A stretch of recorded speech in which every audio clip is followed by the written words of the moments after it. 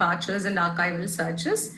Today we have Dr. Tapati Guha who is here to talk about art and matters in art, and she will be speaking to us soon. The moderator for the day is Avinash Simon. He is a PhD scholar in the department. He is working on a history of crime, punishment, and imprisonment in Travancore and its transitions till 19th century. Over to you, Avinash, to moderate the session. Thank you. Thank you, Dr. Shiba. Good evening, ladies and gentlemen. Over this past month, we had the privilege of attending to the lectures by some of the greatest scholars in this country. Today, we come to the end of this fascinating lecture series. And on this final day, to give us a lecture, we have amongst us one of the most towering personalities in the field of history. So, with utmost honor, allow me to introduce Dr. Tapati Guha Thakurta to this session. Welcome to you, ma'am. Before we get on with the session, allow me to read out a few general instructions for the participants. Please mute your mic and switch off your video throughout the lecture. Those who have joined on your phones, please take care of that. You keep it steady so that you do not touch it, cause the presentation mode to be turned on. You may please type your requests and questions and queries in the chat box, which will be read out by me to the speaker by the end of the lecture. The Google Forms for marking attendance for the registered participants will be shared in the chat box only after the lecture. In case any of the participants are unable to access it, please request for the same in the chat box. Now, very important note, we will be having a validatory session just after the Q&A, which will be chaired by Dr. Asilathil, who is a professor and head of Department of History. So, I request all the participants to stay back after this session. Now, for the formal introduction, I invite Ms. Akhila GS, who is one of our postgraduate students. Over to you, Akhila. Thank you. Welcome to the 15th lecture of the International Webinar on Sensing the Past, Thematic Departures and Archival Searches hosted by the Department of History, Sree Sankaracharya University of Sanskrit, Kaladi, with the financial assistance of the Kerala Council for Historical Research. It is indeed my pleasure to welcome the distinguished speaker, Dr. Tapati Guha Thakurta, for the day, who is here to deliver the talk on Listening to the Past, Expertise, Empathy and Affect. Dr. Tapati Guha Thakurta is a retired professor of history and was the director of the Center for Studies in Social Science, Calcutta from 2012 to 2017. She has written widely on the art and cultural history of modern India. Her three main books are The Making of a New Indian Art, Artists, Aesthetics and Nationalism in Bengal, Monuments, Objects, Histories, Institution of Art in Colonial and Post-Colonial India, and In the Name of the Goddess, the Durga Pujas of Contemporary Kolkata. She is also the author of the exhibition monographs such as Visual Words of Modern Bengal, an introduction to the documentation of archives of the Center for Studies in Social Science, Calcutta, the aesthetics of the popular print, lithographs and oleographs from 19th and 20th century India, the city in the archives, Calcutta's visual histories. She has also co-edited two anthologies of essays, Theorizing the Present, Essay for Partha Chatterjee, and New Cultural Histories of India, Materiality and Practices. Welcome, ma'am, and a warm welcome to all the participants to the lecture. Thank you. Okay. Can I be heard? Yes, sure. Right. All right. My thanks, sincere thanks to the organizers of this excellent month-long series of webinars on the theme of Sensing the Past.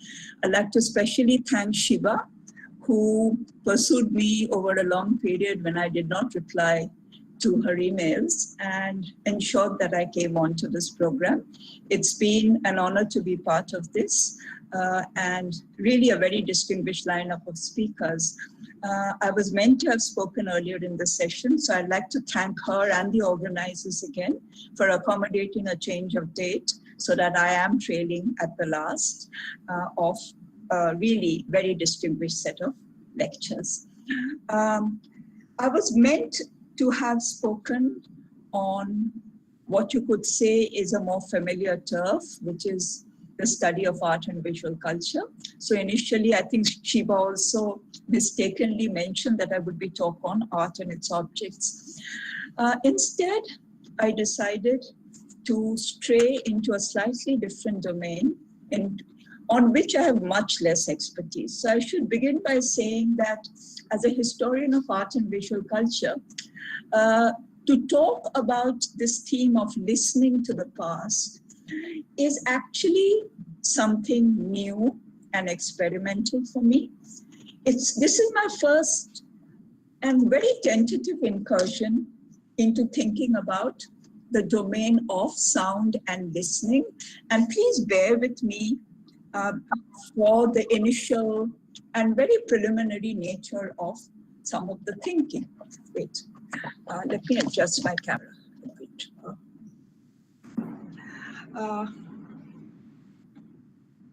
I cannot see myself, but can I be seen properly? No, ma'am.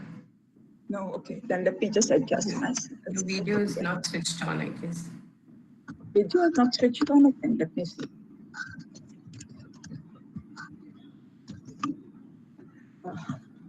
See? Okay, yeah.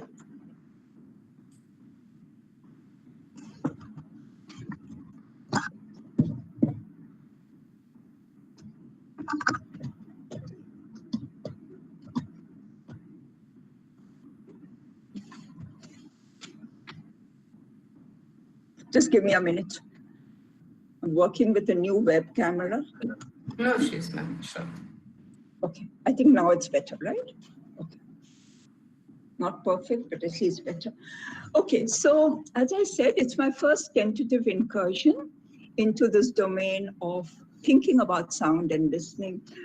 I should also clarify that my thoughts here are less about orality, that is about oral testimonies, oral histories, oral interviews, something that Kavita Punjabi must have discussed with you at some length yesterday.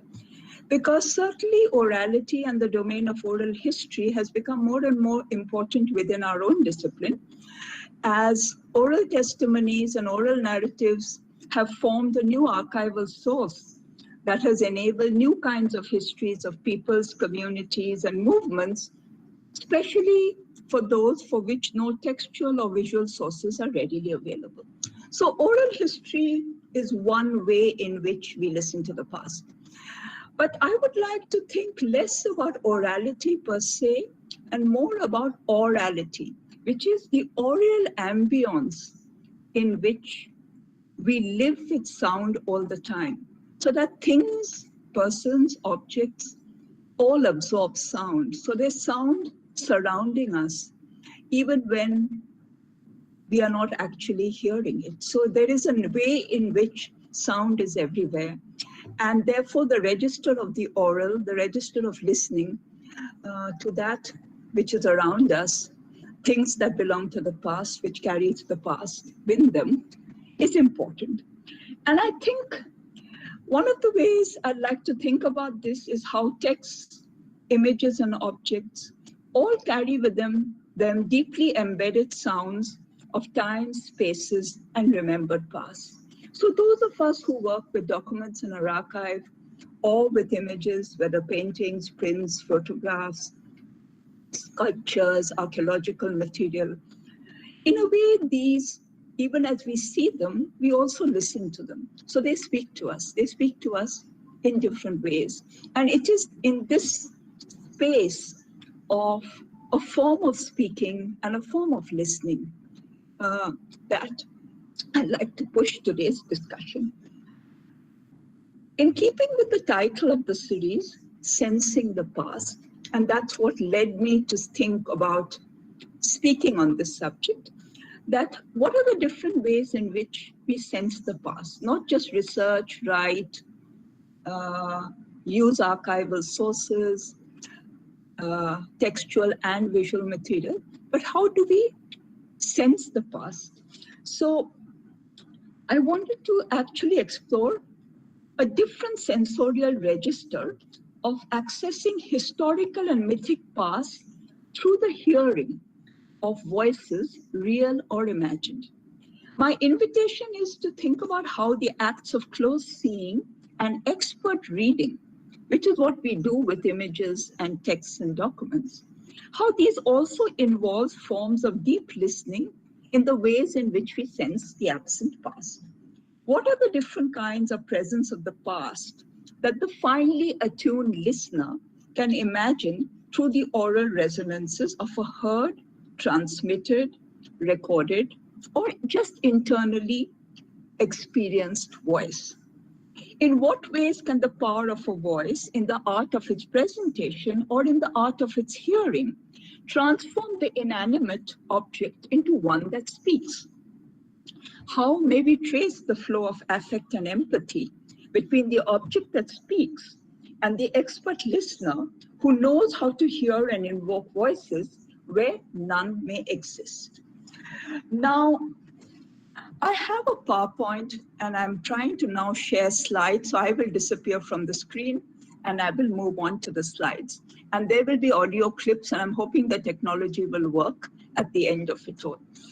Okay, so let me try and get onto the PowerPoint first and see if I can share screen a bit.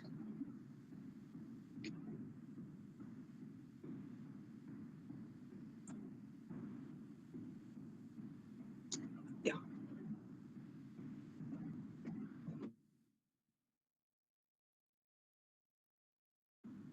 Okay, can everybody see the screen now? Okay. Yes, sure. Okay, all right, thank you. Okay, right, so this is just the title screen. Now, I'll begin with the detour. So there'll be really three parts to this presentation, or rather two main parts. In this first part, I really talk a bit about the context in which I was led to think about some of these issues. And I think the context is very important. And here I'd like to introduce the work of the person, an exhibition, and a set of panel discussions, which in a way led me to write and think about this theme. The occasion was an exhibition that was mounted at the House of World Cultures in Berlin.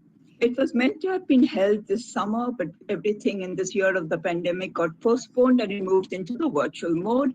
And finally, the virtual exhibition went online between July and September this year. The exhibition, which was called An Archaeology of Sound, its title was A Slightly Curving Place, which drew from Jain mythology, but essentially it was looking at the archaeology of sound. It was conceived around the work of a self-taught acoustic archaeologist and a seasoned sound archivist called Uma Shankar Mantravadi, whom I had never known about nor met, but whose work I came to know about through the exhibition and through the discussions that followed.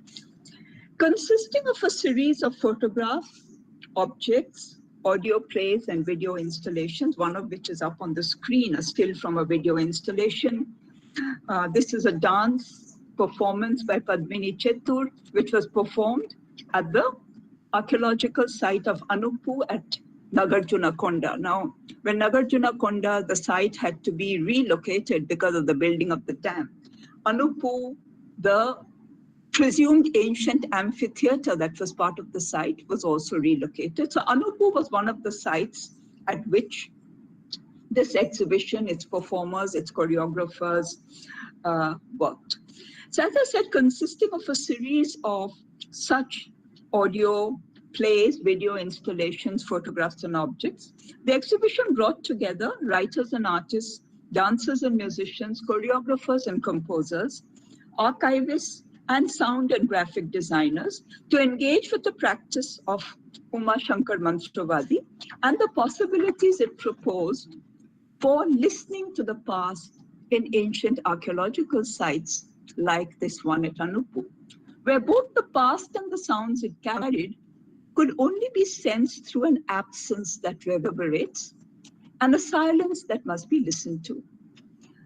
There were two distinct, though related sides to Uma Shankar's remarkable career and experiments in sound recording and listening. Following his first professional stints in newspaper journalism and sound recording for film, in 1982, he became the first employee of the Archive and Research Center for Ethnomusicology. It's called ART. That had been set up as a part of the American Institute of Indian Studies in New Delhi. It was based in Defense Colony and later moved to Gurgaon. It is the only institution of its kind. And Uma Shankar, when he joined it in 1982 as the first employee and became its key archivist over the next 3 decades. By the time of his retirement in 2015, he's said to have listened to approximately 15,000 hours of recordings of oral and performance traditions that had been collected by the institution from across the country and catalogued and carefully transformed into metadata by Uma Shankar. Through this incredible record of collecting, cataloging, and collecting, recording, and cataloging, Uma Shankar, the exhibition write-up observes, had become himself a living archive of collecting, recording, and listening. So this is the way in which, of course, human beings themselves become living, walking archives. They retain memories, they retain and in this case, a lifetime of listening to sounds and sound recording, which he himself as a person absorbed. So the archive exists not just as part of a set of technical gadgets and kind of hard disk inputs on computers, initially as spools, then as tapes, and now all as digital metadata. The archive exists in the person itself, the collector, the archivist, the recorder. Now, this is one aspect of Uma Shankar's career, but more central to the exhibition was the parallel work that Uma Shankar embarked upon as a self-taught archaeologist of kinds in old sites that were possibly early amphitheaters and ancient sites of performance. One of these was the site of Rani Gumpha, one of the many rock-cut caves of the hills of Udaygiri in Odisha, dating back to the 2nd century BCE. A double-storied and column structure, Rani Gumpha is believed to have been a Jain monastic establishment and also possibly an amphitheater, which must have once resounded with the sounds of music, dance, and theater, and whose walls could still be listened to for the sounds it had absorbed over time. Here was a layering, as in every site, there's a layering of sounds of the remote and the more recent past. So sounds that were once part of the site and its lived histories, and sounds that come with scholars, tourists, guides, and many others. So there's a layering of the sounds of the past and the present, which could only be sensed, as Uma Shankar wrote, through a resounding absence that remained. The caves, its inscriptions, and its rich sculptural iconographies of processions and performances have been closely studied by archaeologists, art historians, and epigraphists. So the site of Udaygiri and Khandagiri is very rich also in epigraphic evidence. And also, there is rich sculptural evidence also. And this is what has been very closely studied. But Uma Shankar approached Rani Gumpha with an altogether different intention. It is here at this site, we go back to the earlier one, that he began his experiments with acoustic archaeology in the mid-1990s, when he was already working at the Ethnomusicology Center. Here, he set up a set of ambisonic microphones that he himself had created within the interiors of the cave, trying to capture that which is nearly impossible to capture, the hidden sound properties of such ancient performance sites. As Umashankar sat there with his bulky computer, headphones, and ambisonic microphones, an ASI, an Archaeological Survey of India, apparently walked up to him curiously and asked him whether he could actually hear the sounds from the walls. Did you hear them speak? Did you hear them? Is apparently the question he asked with both curiosity, but also with a great eagerness. The Berlin exhibition used this question as the leitmotif of its project to ask, I quote, what does it mean to try and listen to the past, to that which will forever remain outside the range of our hearing? The main point of the exhibition and the work of Umashankar was to push at another direction. An archaeology of sound, the exhibition catalog writes, is not about finding facts in the acoustic reflections of archaeological surfaces so as to reconstruct a once audible event in a space as accurately as possible. Rather,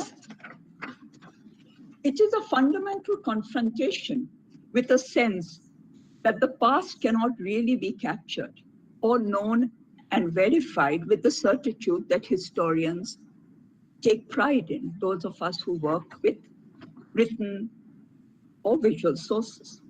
An archaeology of sound, I quote again, is then about that which is lost, but nevertheless always with us. The simultaneity of the past and the present, a collectivity across time beyond possession and accumulation. The last two terms are very important, something that is beyond possession and accumulation. For unlike the materiality of texts, objects, and images of the past, and the scopes for collecting, owning, and preserving these, the sounds of the past remain the most elusive and abstruse of entities. What the attention to sound does is to disrupt the primacy of material evidence that structures the disciplines of history, art history, and archaeology.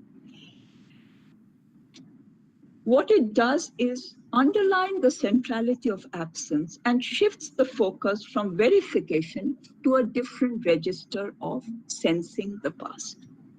Now, having taken you through the exhibition, I'd like to say that my points of entry into, having taken you into the work of Umashankar Mantravadi, I must say that my point of entry into this theme is far less profound and reflective. Needless to say, I possess none of the acumen in sound technologies, acoustic archaeology, nor even the disciplinary expertise in archaeology, epigraphy, iconography, or ancient history to enter this domain of conceptualization, of listening to the past. However, it was from my own grounding in modern Indian history that I was invited to participate in a set of panel discussions around the exhibitions with those who were really far more erudite and learned on this theme than me, with archaeologists, classicists, curators, and archivists of sound. I limited my brief in this panel discussions to thinking about sound in the specific form of a voice and about ways in which voices get displaced from their human agency to non-human inanimate objects. The particular panel that I was invited to speak at was conceived around the notion of tuning. If the act of tuning assumes the presence of another, a sense of something outside and larger than what is seen, what kinds of fine-tuning of the self are required in the sensing of such a presence through the oral or imagined resonances of a voice? How must objects themselves be carefully tuned to catch the right sound waves and connect with different people's spaces and time zones? In taking up these questions, I decided to turn again to two specific genres of speaking objects that came out of two ends of Umashankar Mantravadi's experiments with sound technologies and forms of listening: the radio and the archaeological monument. This is, I admit, a very curious pairing of objects that have nothing to do with each other, apparently to do with each other, and whose origins, histories, and functions are different and stand separated by centuries. What can bring them together, however, are certain acoustics, technologies, and certain practices of intense reflective listening, as happened in the case of Uma Shankar. So, for instance, we are told that he had a boyhood obsession with early 20th century radio technologies.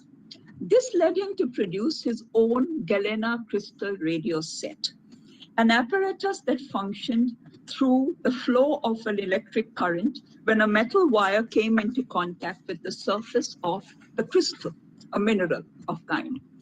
So this Galena crystal radio set that we see on the slides here became one of the most popular make-it-home variety of an assembled transistor set of the early 20th century.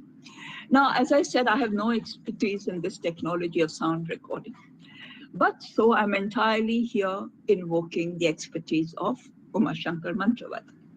With this self-assembled radio set, Uma Shankar would spend hours training himself to distinguish different radio stations, BBC, Voice of America, All India Radio, Radio Ceylon, not just through their content, but through their different sound waves, through their different audio properties. Many decades later, when he carried his self-produced ambisonic microphones into remote archaeological sites, like at Rani Guha,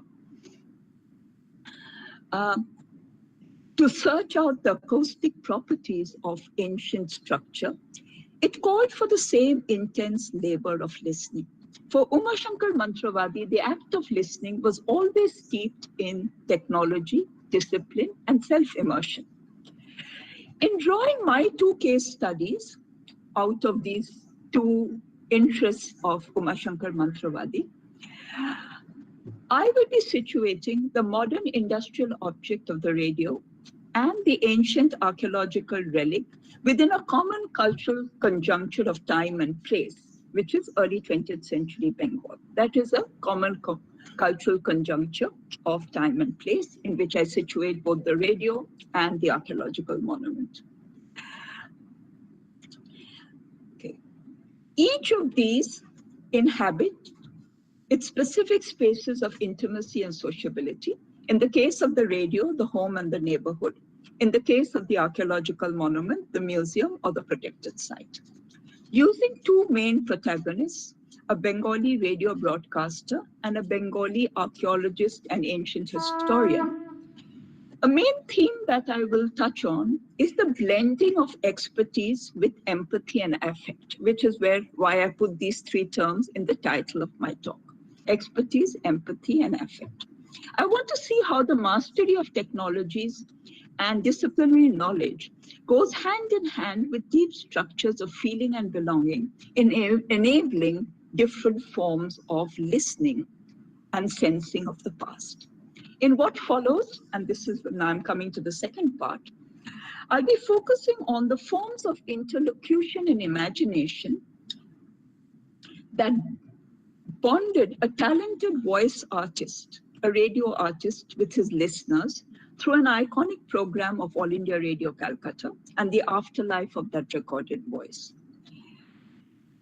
And in the next instance, an archaeologist and his interaction with his reading public through the story of the past that a museumized archaeological relic was made to recount, and the afterlife of that, the voice of that mute monument. So two kinds of afterlives, of two kinds of listening to the past and two kinds of afterlives of voices and their recordings. In both instances, it will be clear to those who know my work, I'll be drawing on my own research from two very different areas, from the histories of monuments and museums in colonial and post-colonial India, and from the contemporary history of Calcutta's Durga Pujas. Now let me come first to the radio, which is like the Galena crystal radio that Uma Shankar Mantravadi made for himself and which became such a popular obsession in the make-it-yourself radio. I'll introduce the radio through a set of advertisements of Murphy, HMB, and Philips radios that are there in the visual archives of my own institution, to think about the radio as one of the most flourishing and, in a way, one of the most oratic, if at all the term could be used, consumer product of the time. There was a magic to the radio in the forms in which it began to transmit recorded sounds and voices, very much like the magic of the early camera in the way in which it could capture image and relook it. And by the mid-century, the radio was becoming a common household product of the middle classes. So the taste and fashions for different kinds, large and small radio sets, was very important, and advertising spoke to this demand, taste, and fashion. But I will be turning to one specific life of the radio and a particular program that gave it a particular importance every season. Every year, on the first moonlight night of autumn, the month in Bengali is called Ashwin and the season is called Sharad. Before the crack of dawn, exactly at 4 a.m.,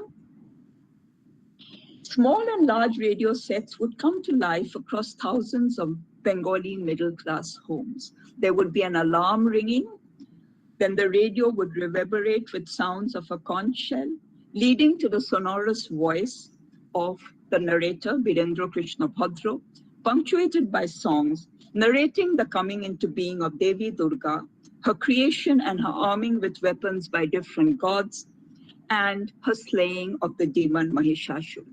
Can I have the first audio clip played?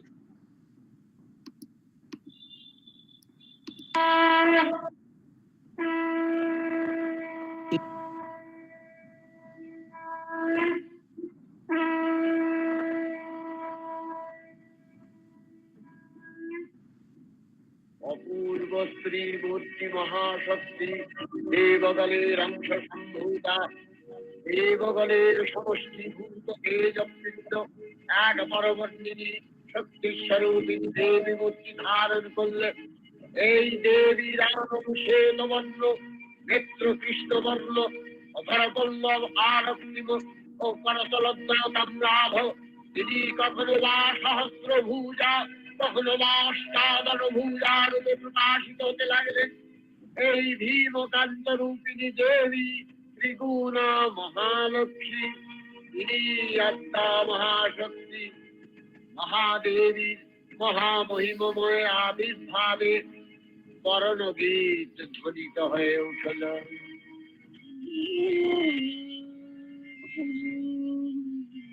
Okay. So we stop there. Okay. So this is Virendra Krishna Bhadra narrating the coming into being of Devi Durga as Mahishashura Mardini. The sound waves would softly move from the interiors of closely built homes across the rooftops of neighborhoods of Calcutta, leaving often a collective faint echo in the air as embalmed darkness gave way to the first light of the morning. One of my own experiences in the 70s and 80s of once driving, I had a plane to catch very early that morning, and driving through parts of North Calcutta, you actually felt the sound of the radio emerging from out of the home into and enveloping the entire neighborhood. So it was an amazing experience. So it actually moves from within the home to envelop the full neighborhood. The occasion on which this program is played is Mahalaya, the day that marks the end of Pitri Paksha. That marks the end of Pitri Paksha and the ritual beginnings of the 10 days of Devi Paksha and the beginnings of Durga Puja in Bengal. First broadcast in 1931-32 and aired in its present unchanging form since the 1950s. This iconic 90-minute program of All India Radio Calcutta, titled Mahishashur Mardini, has over decades secured its place as the quintessential listening experience that marks the dawn of Mahalaya and the onset of Durga Pujas in the quiet space of the home and in the intimate circuit of the neighborhood. Over the past decades, the radio transistor set has, of course, given way to the smartphone, the iPad, and the laptop.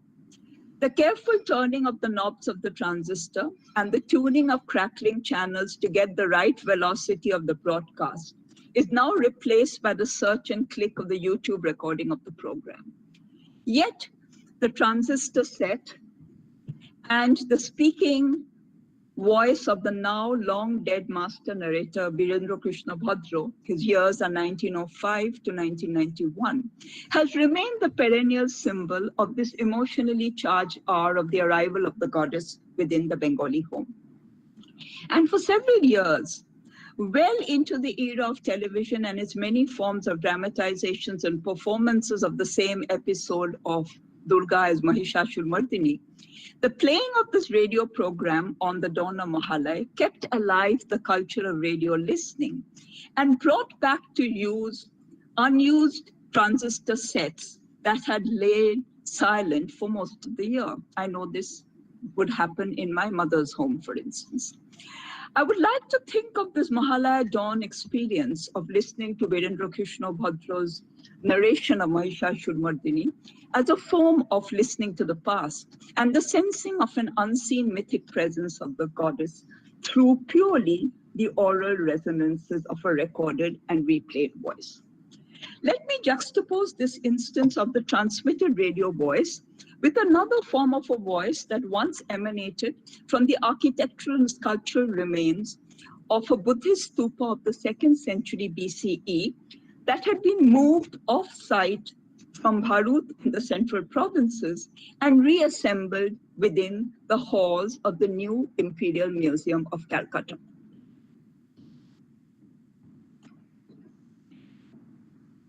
The transfer of the remains of this excavated stupa by Alexander Cunningham and his assistant J.D. Begler to the Indian Museum in 1878 marked an important moment in the history of the emerging archaeological and museum establishment in colonial India. And I've written about this in my book, Monument Subjects Histories. Firstly, it established the prerogative of the museum over not just loose architectural and sculptural fragments that were discovered around a site, what were termed movable antiquities, but also over an entire monumental complex such as this, in the interests of its safe custody and preservation for the future. It also signaled the new commitment of the British Empire in India to in situ conservation of monuments and sites wherever possible, and the first call of India's own museums to acquire archaeological artifacts that could not be preserved on site. In many ways, it was the shameful history of the random dispersal of the Amravati sculptures in the Guntur district. And their scattering across museum collections in Madras, Calcutta, and London that ensured a different and a more complete history of the transference of the Bharut remains to a single museum.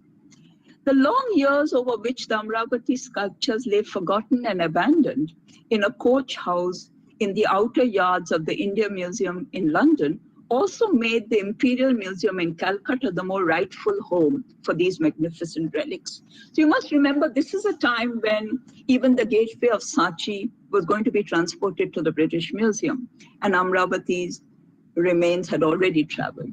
But the fact that Bharut's relics remained in India and came to what was then the Imperial Museum was, in a way, partly enabled by what had happened to the Amravati sculptures. The laborious reconstruction of the Bharut relics, the only standing gateway that survived, and the elaborately sculptured railing pillars around the gateway,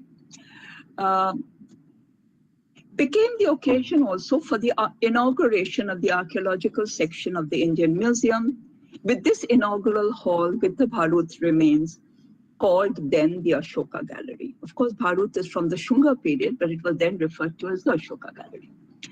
And it is in this archaeological section that a young Bengali archaeologist, Rakhaldas Banerjee, came to work and forged his special bonds with this ancient monument.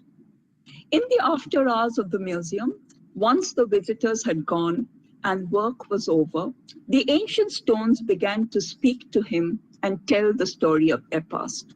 As Rakhaldas Banerjee worked from 1910 to 16 under the Director General of the Archaeological Survey of India, John Marshall, on the completion and posthumous publication of Theodore Bloch's supplementary catalogue of the archaeological collection of the Indian Museum, as he looked in detail at the epigraphy and iconography of the Bharut relics, here's Rakhaldas himself with the monument, the only photograph we have of him. As he looked in detail at the epigraphy, iconography, and sculptural panels of the relics, Rakhaldas, it seems, began to hear voices and whispers around this grand archaeological ensemble. This was a voice without sound, one that was intuitively sensed and not mechanically reproduced, and one that centrally relied on the presence of the scholar interlocutor, who could make the mute archaeological relic recount its life story from antiquity into the present.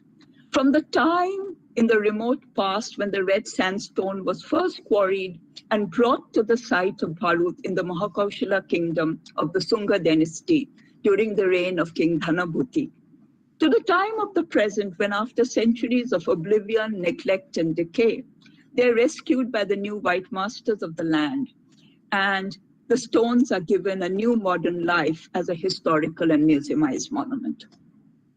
Just as the expert radio artist Virendra Krishna Bhadra became and remains the legendary voice of Mahalaya, Rakhaldas Banerjee became the voice of the excavated and reconstructed Bharut Stupa. The talents and expertise of the human interlocutor was the crucial pivot around which the power of the voice revolved. Yet in each instance, the technical or academic mastery of a medium had to translate itself into a domain of the sensorial and the affective. Central to both ventures was the twin production of affect and authenticity. In one case, the art of the voice, blending Sanskrit shlokas and Bengali narration, brings to life through the mechanical medium of recording and transmission the demon-slaying goddess and transforms her martial valor into the benediction of a beloved mother. In the other case, the voice of ancient stones silently becomes the surrogate voice of the archaeologist who listens and speaks on their behalf, and find their recording not in sound, but in text and print, in the form of a Bengali historical fiction titled Pashaner Kotha, the tale of stone, a historical romance, which was first serialized in the journal Aryavarta during 1913 and published as a book, Rakhaldas's first work of historical fiction, in 1914. The transition from close seeing to deep listening to writing a surrogate autobiography of the monument underscores the continuum of the visual, the oral, and the textual in the act of listening to the past. We must remember that long before other technologies of capturing and production of sound and voice came into place and made possible its archiving and preservation, it was writing which prevailed as the earliest and continuing form of the recording of sound. The endurance of writing and print, we could say, enabled a different afterlife of the voice of the ancient sculptures that Rakhaldas heard, recorded, and narrated in the form of a historical novel. Here is a very different and far more literal understanding of the idea of listening to the past as compared to the complex practices of acoustic archaeology and reflective listening in sites like Rani Gumpha at Udayagiri or the Anupu Amphitheatre at Nagarjunakonda that the Berlin exhibition showcased. The expert archaeologist, in the case I've narrated, was playing the role less of a reflective listener, but more of a ventriloquist. And the ancient sculpted figures were performing as oracles, as speaking figures.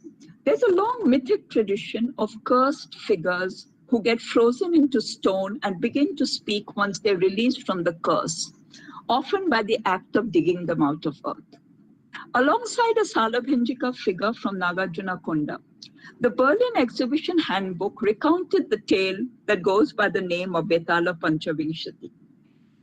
It talks of the legend of King Vikramaditya and is discovered thrown with its 32 sculpted Salabhanjika figures, which is accidentally stumbled upon by King Bhoja.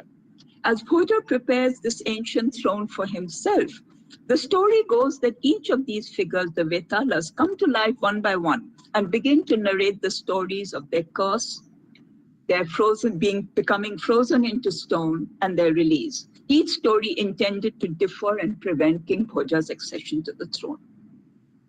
We can juxtapose the experience of this ancient amateur archaeologist Raja Bhoja, that is, the exhibition catalogue refers to Bhoja as an amateur archaeologist of the past, but that of the modern professional archaeologist Rakhaldas Banerjee, as he encountered various disinterred figures of Salabhanjikas and Yakshis from sites like Sanchi and Mathura in the Indian Museum, and became specially magnetized to the monumental sculpted Yakshis of the Bharut remains, which began to speak to him.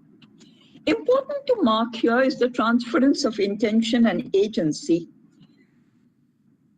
at one level from the colonial to the Indian scholar, at another level from the interlocutor to the object.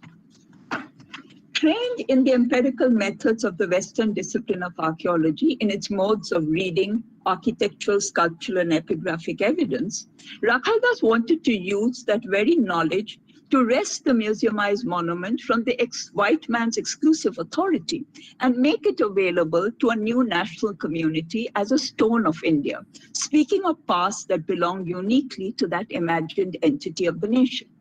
What stood then as the definitive scholarly tome on Bharut, the richly illustrated and documented book by Alexander Cunningham of 1878, needed to be countered by an alternative flow of history in the form of narrative fiction intended for a Bengali reading public. Wedded as he was to the testimony of stone, the term in Bengali is Pathure Praman, Rakhaldas wished to impart to this monument a historical hindsight that would be greater than those of any living being. So he makes it the narrator and protagonist of the story of the grandeur and decline of ancient India that he himself wished to tell. There is, of course, that he wished to tell, and he invests in it a power of recollection and authentication that far exceeds his own. There is, of course, no small historical irony in a Buddhist monument belonging to the ancient Sunga kingdom of Mahakosala in central India, taking on the linguistic self of a modern Bengali. For readers, that irony quickly receded before the impassioned invocation of the authority of speech and sight by the inanimate sculptures of Bharut. I quote, Rakhaldas writes, "I am a witness of past eras, the stones of Bharut entreat. Take my word for truth. If I had the ability to measure time, then like you, I would have calculated the year, the month, the day. If I had eyes, then I would have said, I've seen in person." Authentication here becomes a function of witnessing and memory, where the stone relic alone knows the full truth of the past, leaving aside the man-made categories of dates, dynasties, and epochs. I realize I've overshot time, so I'll now quickly turn to the parallel production of authenticity that attended the creation of the modern technologically mediated ritual for the occasion of Mahalaya in mid-20th century Calcutta. Here is a case of an entirely invented modern-day tradition to mark the auspicious day of the beginning of Devi Paksha. It's a part of the unceasing investment of the Durga Puja festival in creating a sense of ritual and tradition for the present.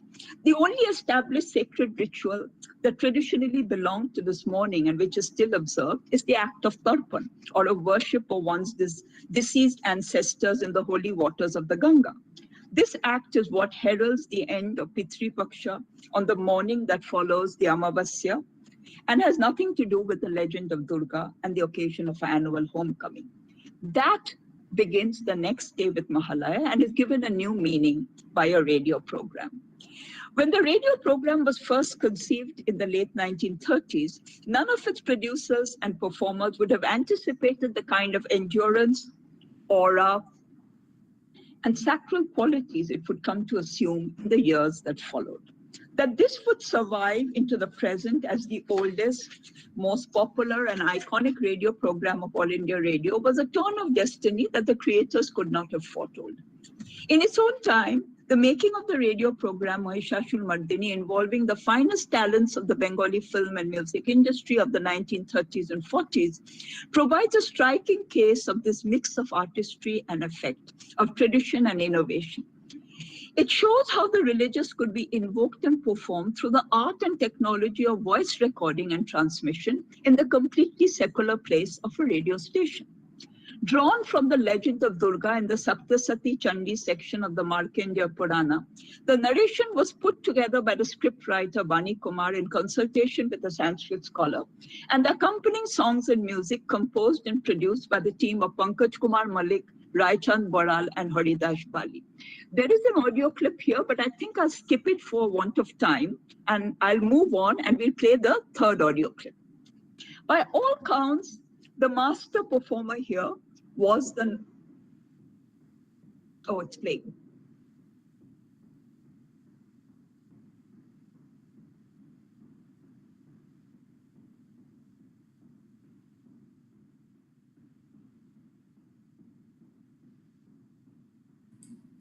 Do you want the clip to be played, ma'am? The second clip? Yeah, it is being played. It is being played. It is being played.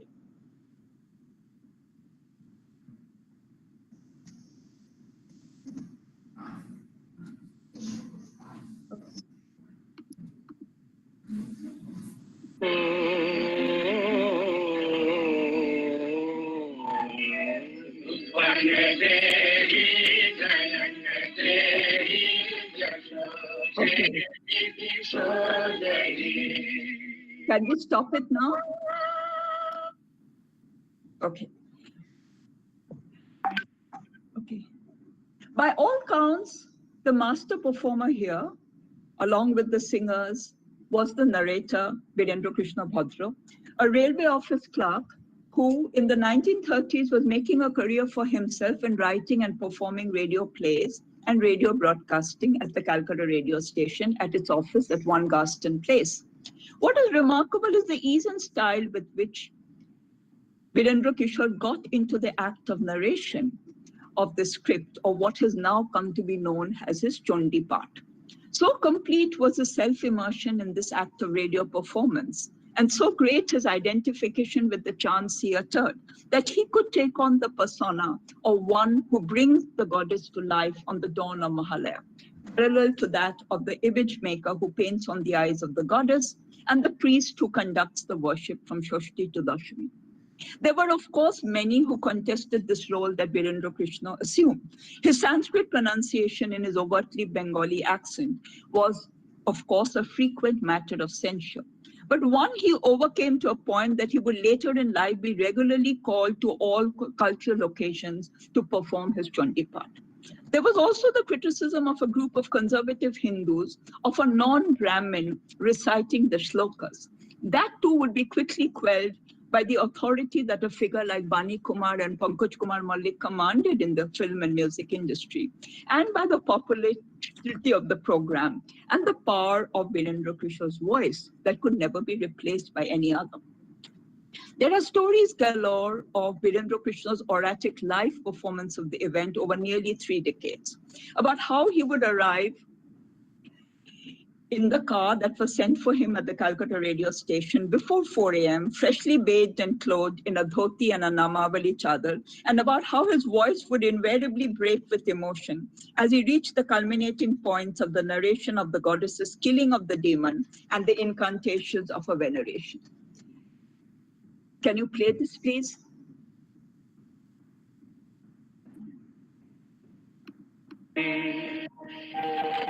দেবীর সঙ্গে মহিষাসুরের প্রবল সংগ্রাম আরম্ভ হল। দেবীর অস্ত্র প্রহারে দৈত্যসেনা ছিন্ন ভিন্ন হতে লাগলো। মহিষাসুর অনেকখানে রূপ পরিবর্তন করে নানা কৌশল বিস্তার করলে, মহিষ থেকে হস্তি রূপ ধারণ করলে, আবার সিংহরূপী দৈত্যের অনন্মত্ততা দেবী প্রশমিত করলেন। পুনরায় নয়ন বিমোহন পুরুষ বেশে আত্মপ্রকাশ করলে ওই ইন্দ্রজালী।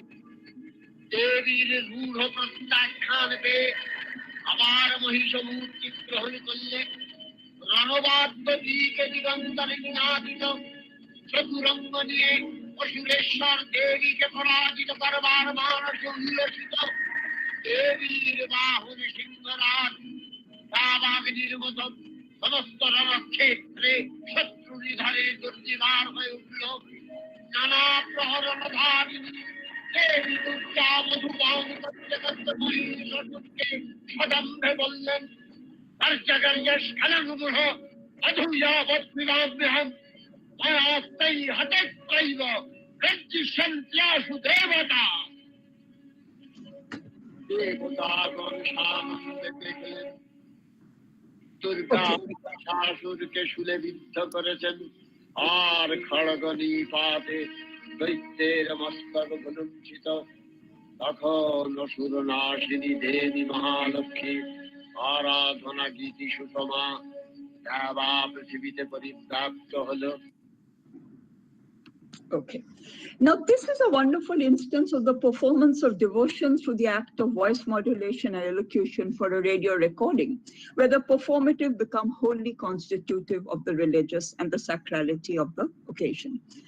Virendra Krishna's colleagues at the radio station and his daughter interestingly talk of him as an essentially non-religious person who donned his religious garb and persona only on this occasion of Mahalaya, when in the intensity of his narration and his climactic peak and the way his voice breaks, and he breaks into tears, he claimed he would see Ma Durga before him in the place of the station. Radio station. There was nothing inauthentic in this claim. It was the intensity of his identification with his role that would bring Virendra Krishna back to the radio station every year at dawn. Even after the live recording ended in 1966, after a 35-year run, he would not be able to stay at home. He would arrive at the station, even when the program was converted into a pre-recorded broadcast.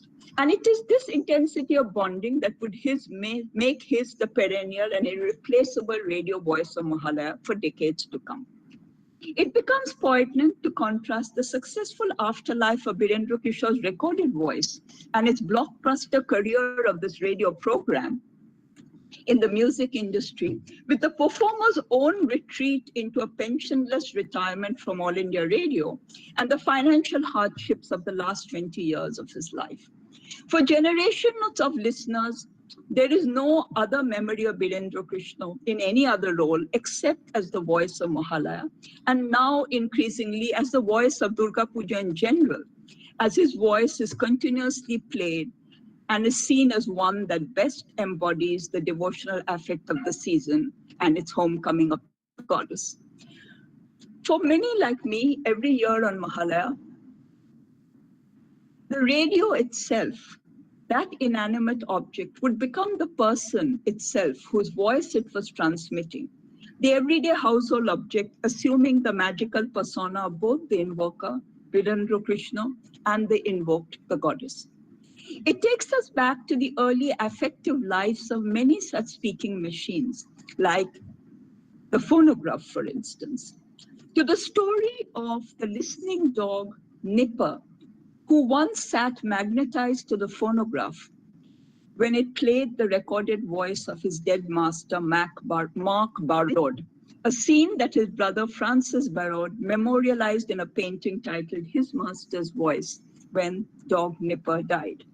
That this image of the faithful listening dog would take on global fame as the logo of the gramophone company that purchased the painting and took on its name, His Master's Voice, HMV, is a testimony again to the embodied presence of objects, to a machine like the early phonograph, its ability to stand in for the person whose voice was emanating out of its recording channels. Here was a machine that, we are told, worked very much like the human body, which listened and absorbed the vibrations of sound and then played it back.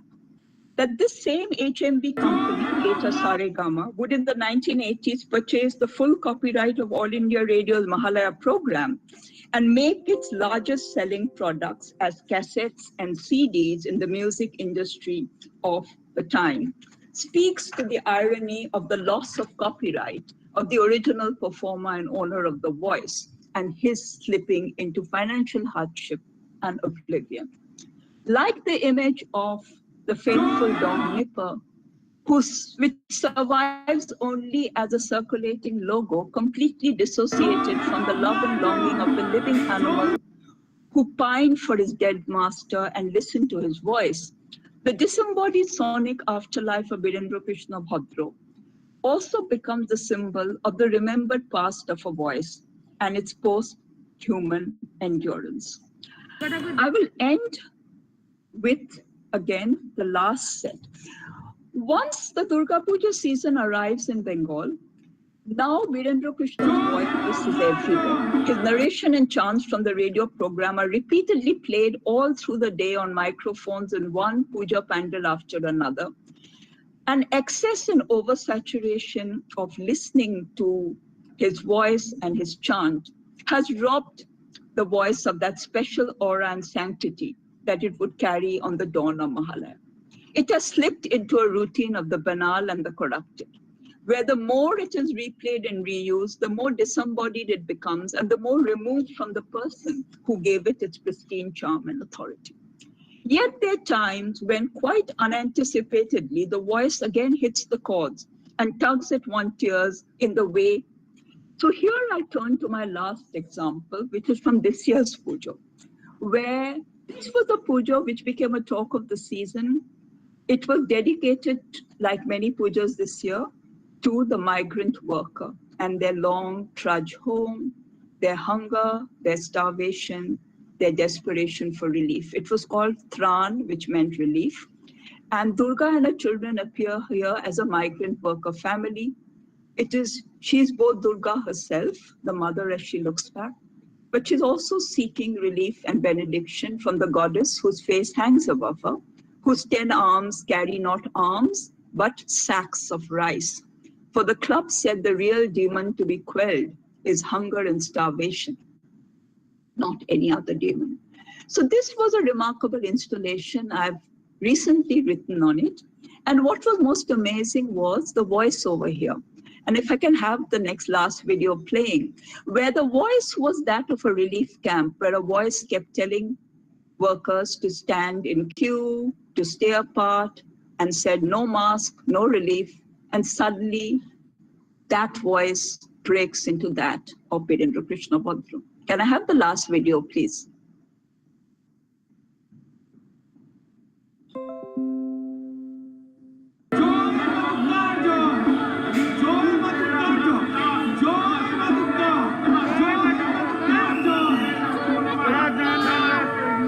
This is now simulated voices of the relief camp.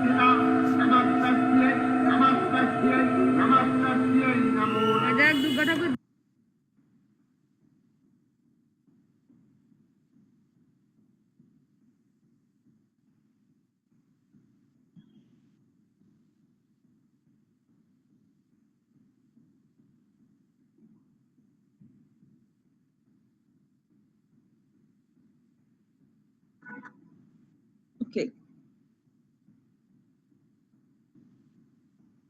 I think it stopped.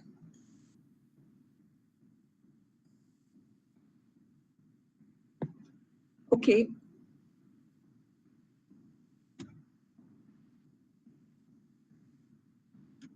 I think I'll stop here because anyway, it's past 5 o'clock. I've overstepped the time. I think somewhere the thing got jammed, I think.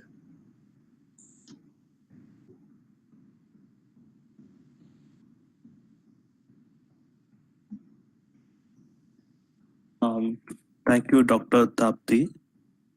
Okay, now I'm trying to get out of my swearing. Wait, just 1 minute. Okay, let me go back to this. Okay. All right. Okay, can I be seen now? Yeah, okay. Ma'am, the lecture is over, Yes. right, ma'am? Yes, the lecture is over. Actually, what happens is you hear the voices of the relief camp, simulated voices, and then suddenly the voice blends into Virendra Krishna Bhadra and the Devi is encountered. And at that moment, this migrant woman worker turning back becomes the goddess herself. So it's very moving in that installation. And so, you know, having seen the voice getting corrupted and continuously replayed that way, suddenly it took on its affective potential again in a very unexpected way in the middle of this installation. So I'll end with that. So I've given two very diverse set of examples. I've meandered through the work of Uma Shankar Mantravadi, taken you through Virendra Krishna Bhadra's career and those of Rakhaldas Banerjee, and juxtapose the radio and the archaeological monument as forms of speaking objects whose voices and ways in which their voices are recorded, transmitted, remembered. Now, in the case of the Bharut Stupa, there is no recorded and reproduced afterlife of the voice. So the stones remain silent. They carry their secret within them. The novel was not a great success. The archaeologist himself has retreated into the dusty shells of archives and specialists who study the ancient past in his work. And the ancient relic holds on to its secret in the Indian Museum over there and keeps absorbing more and more sounds of the present within it. So so this is the juxtaposition which I did, but as I said, it is more a set of thoughts that are strung together. And I'll be happy to answer questions and have a discussion. Thank you.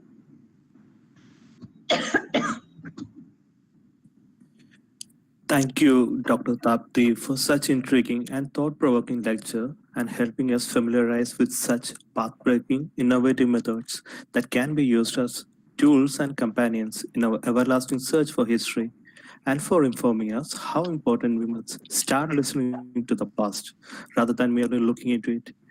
And thank you, ma'am, for instilling the belief in us that the scope and possibility for a historian to find the past has no limits whatsoever. Now we have a few questions in the chat box by the participants. With your permission, may I read them out for you, Yes, ma'am? I can't see the chat box, so please do read them out. All right, ma'am. The first question is from Usha Vijayan. She is a research scholar in Sree Sankaracharya University, Kaladi. Her question is, how was the process of museumization worked out under colonial government, and what was the conditions of museums and the role of material artifacts in the subsequent period? Okay, so I will answer them one at a time if it's all right. Okay. Yes, ma'am. Then Sure. I won't write down the questions. Okay. Now, you know, what I did here was take you through many complex histories of how archaeological sites become protected spaces and how they move into museums, what the process of cataloging, preservation is. Now, it is a very rich and complex history.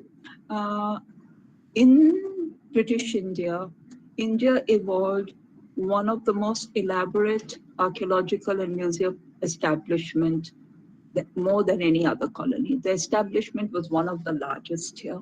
And that's worth remembering, that what independent India inherited was this entire establishment with its set of museums. Now, at the time that I'm looking at, which is Rakhaldas Banerjee, what is also important is the arrival of the Indian scholar and expert into the profession.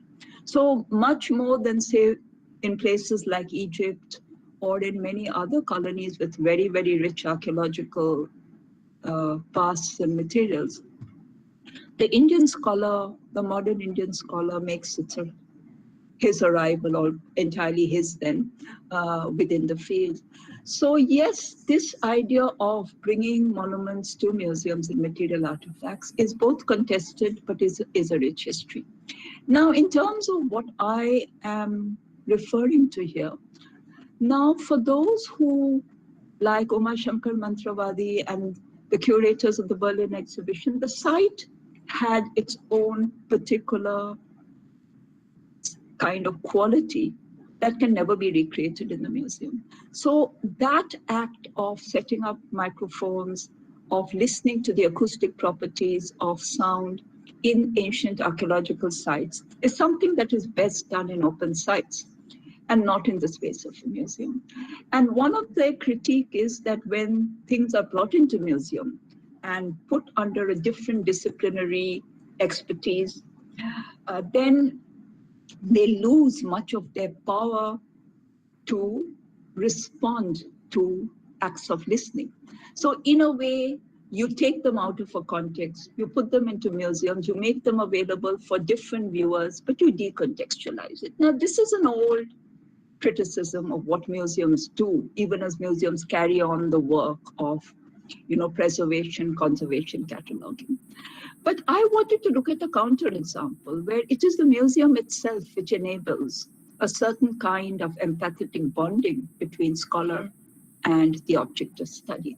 And I wanted to therefore here think about expertise.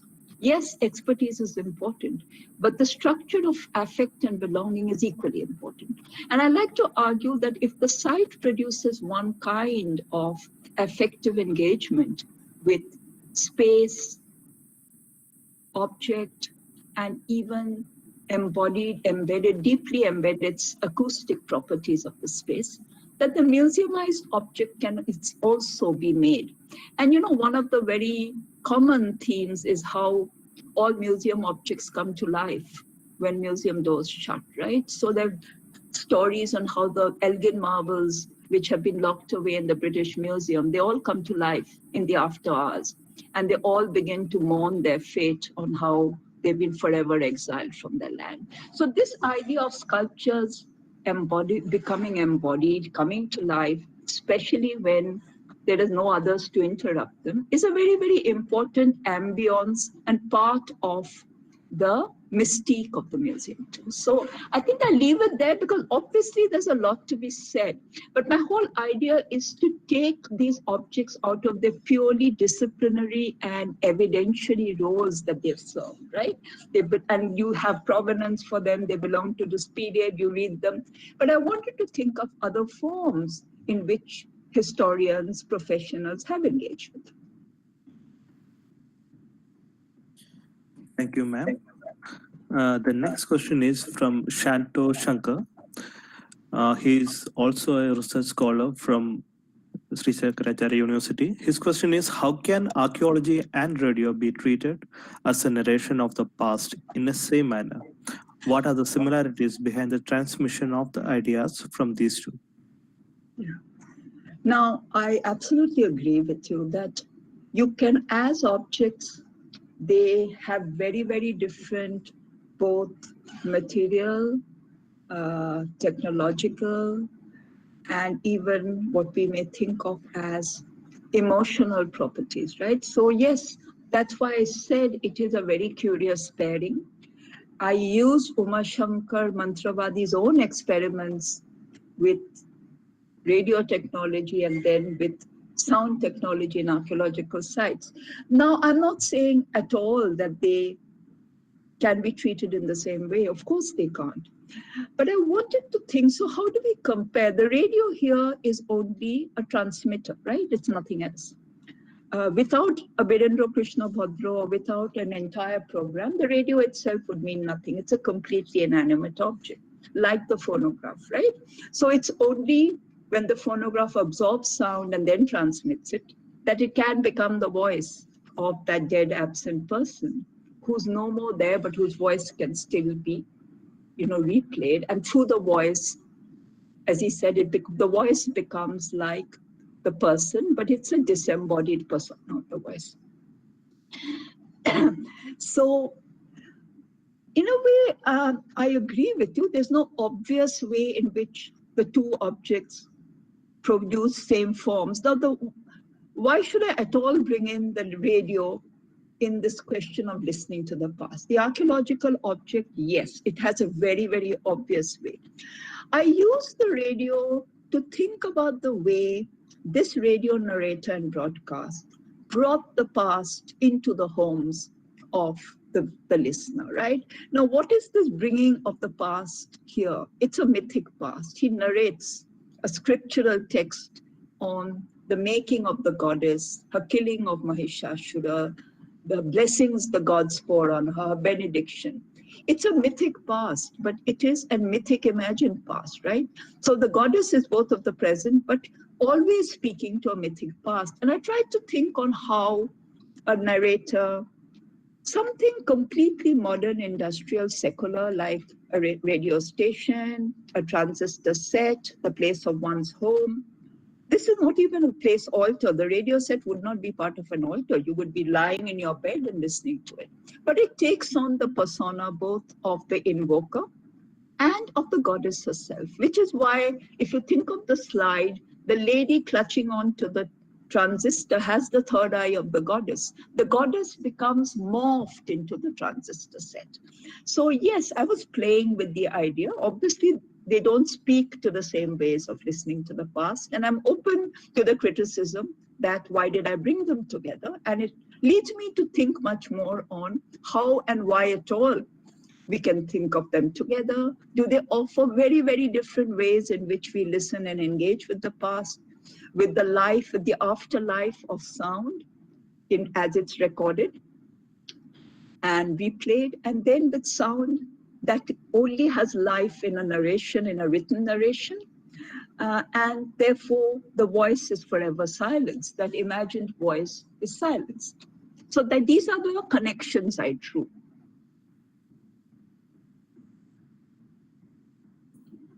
Thank you, ma'am. I know there are questions coming up in the chat box here. Yes, ma'am. Yes, ma'am. May I read out the next one, ma'am? Yes, please. The next question is from Nantini Jana. She asks, what do you mean by acoustic archaeology? Oh. You know, I'm the last person, as I said right at the beginning. So acoustic archaeology is where the technical discipline is about measuring the acoustic properties of material, right?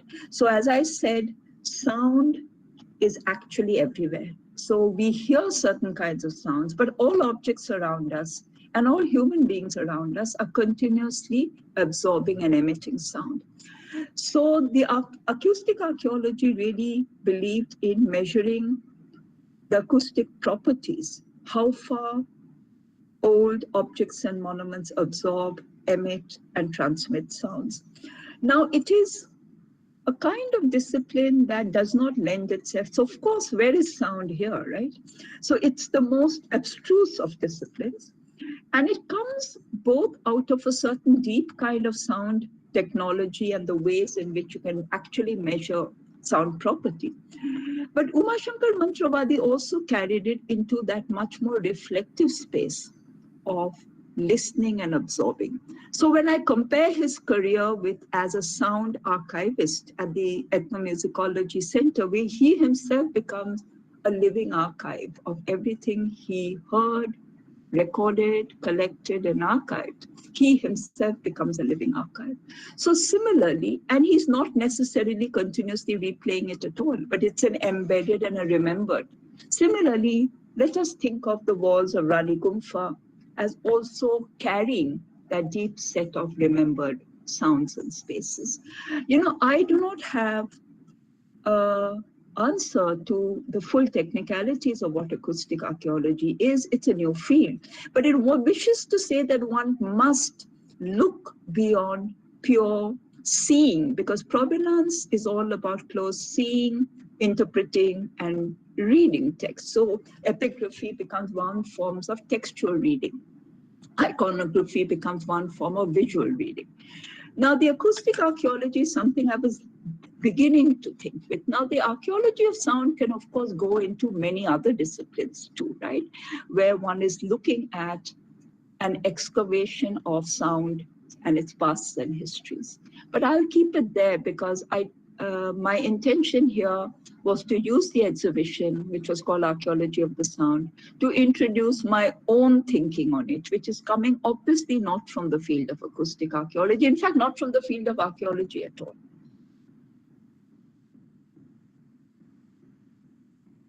Thank you, ma'am. The next question is from Sandhya Devasanampia. She thanks you for the lecture, first of all, and she further goes on to ask you. Birendra Krishna Badra's voice has come to not only emblematize the particular moment of the community during the Durga Puja, but also recreates it every year as a kind of oral heritage. Constrained to that is this year's panel of migrant worker and the sounds of the camp.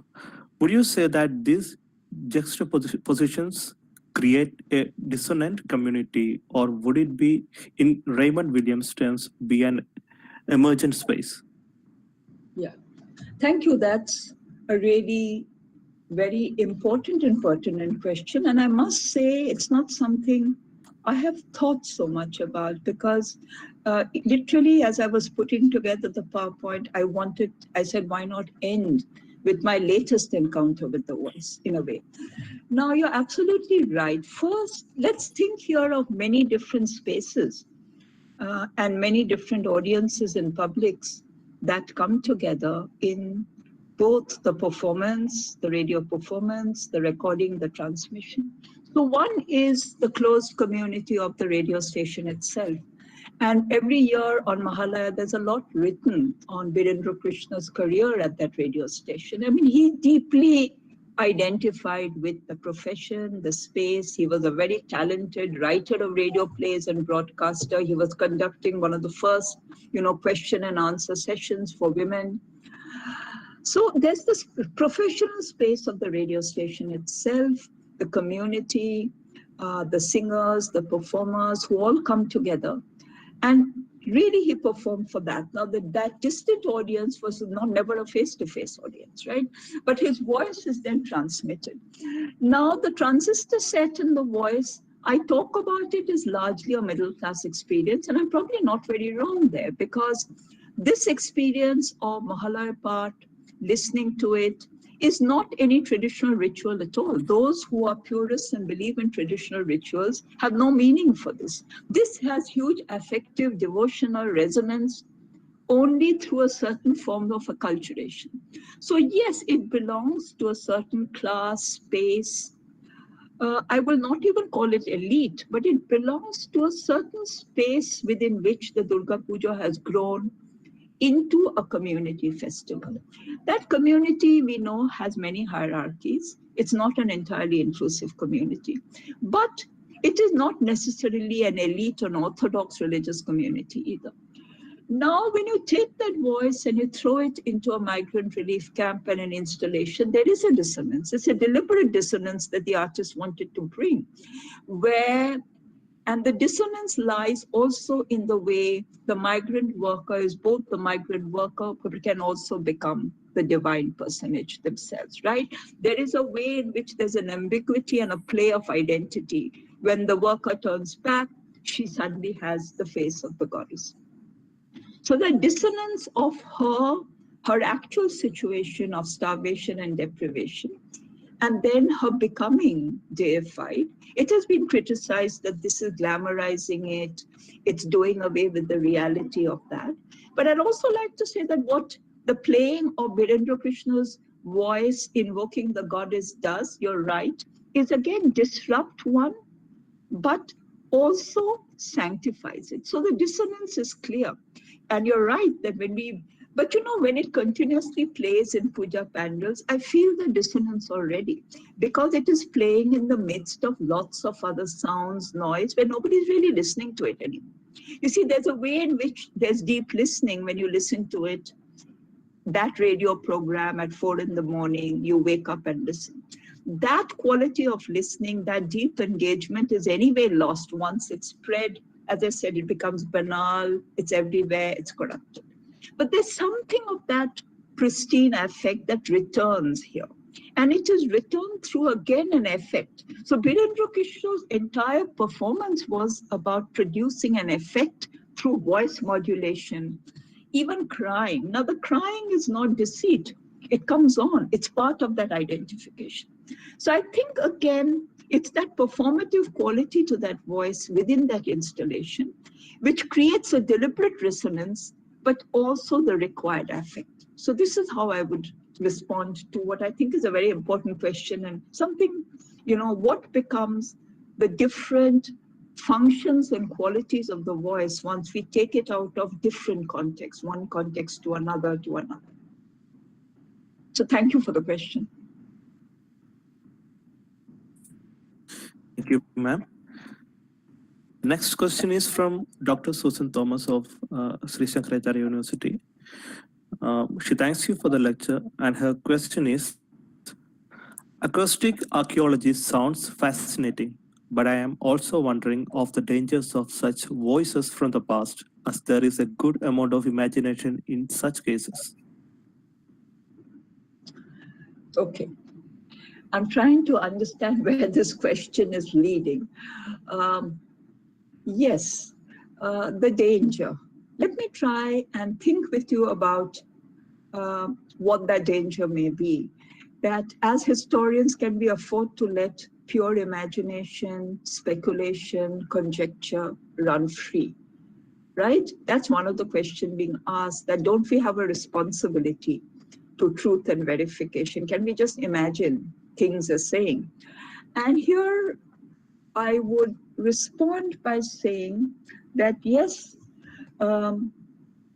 this domain of listening, of the sensorial registers through which the past comes to us, where history, often the disciplinary tools of history, of its forms of verification, the ways in which archival documents help certify the past as history. So there are different ways in which textual, written documents and images and sources serve the purpose of the historian to verify, to prove, to locate. So for instance, with archaeological site, I used an older photograph. Now the photograph here is again playing an act of witnessing. It is capturing the site in a certain pristine, that kind of way where no crowds are there, where the archaeologist was alone in documenting and recording. So that photograph to me is a source. I can read it. Even as I go to Rani Guha directly, the photograph itself tells me of a certain way of presenting the site. So just as we work with multiple sources, I think this space of listening, orality and orality, as I say, things which are not just coming in terms of oral testimonies, oral narratives and oral histories, but to throw open the idea of sound, voice and listening to a larger kind of acoustic regimes that is around us. So I think that involves conjecture. It involves stretching the boundaries of that which can be verified and certified as definitely history. Now, what's interesting, let me give you an example. When the Bharut Stupa apparently tells their story, it is, of course, Rakhal Das with his entire expertise in knowing the history of the monument. Who's the expert voice speaking here? Now, why does he need the surrogate? Why does he need to make it the monument's own voice? It could have been his voice. He makes it the narrative fictional voice of the monument to serve a certain purpose of effect and authenticity, right? Because the monument knows much more than he can ever know. It has a memory that far goes beyond what he can ever know and learn. So this idea that objects, and one of the things in the exhibition is on the ephemerality of human lives and the durability of objects. Things last. There's a post-human endurance of objects, which capture not just touch, sight, smell, but even the sounds of the spaces and persons it once belonged to. So I think in that sense, thinking about sound as part of the sensorium through which we experience the past through objects that have absorbed touch, sound, and sight. So when I now look at the transistor set my mother, a lot of memories come back immediately, right? So similarly, I think every used object not just brings back a set of associations with the person who used them. One can also imagine a set of sounds that begin to operate around them. So I would here locate acoustic archaeology within a larger sensorial regime, where I think the historian needs to think much more about sensing the past. So since it's the larger theme of the workshop, I was very interested. It was not just researching the past or knowing the past, right? It's about sensing the past. We know the past, but we also sense it often in different ways, in ways that may defy what we know about it, right? So we may feel a presence when we actually know there can be none, right? I live with this all the time. I've lost a very, very precious person in my life, and I feel his presence everywhere. Now I know that this is an imagination, but I cannot dismiss as purely fictional, right? It is that experience of sensing a presence through an object, through a recorded voice, is very, very real. And I think as historians, we need to, I think, have a different sense of, I would say, belonging. And that belonging comes very easily when we move from the formal domain of history to that of personal biography, family history, collective memory. We then work with all these tools, right? Where memory resides in objects, memory resides in remembered spaces and remembered sounds. So it is in this fluid zone of history and a form of remembrance that can be, and sound is part of that remembrance, that remembered past. Now I'm groping myself with the idea, and I doubt that I have any of the expertise to really work on the acoustics of the past. But I wanted, since I was made to engage with the very remarkable work of Uma Shankar Mantravadi and think about sound and listening to the past, I thought I would share it with all of you.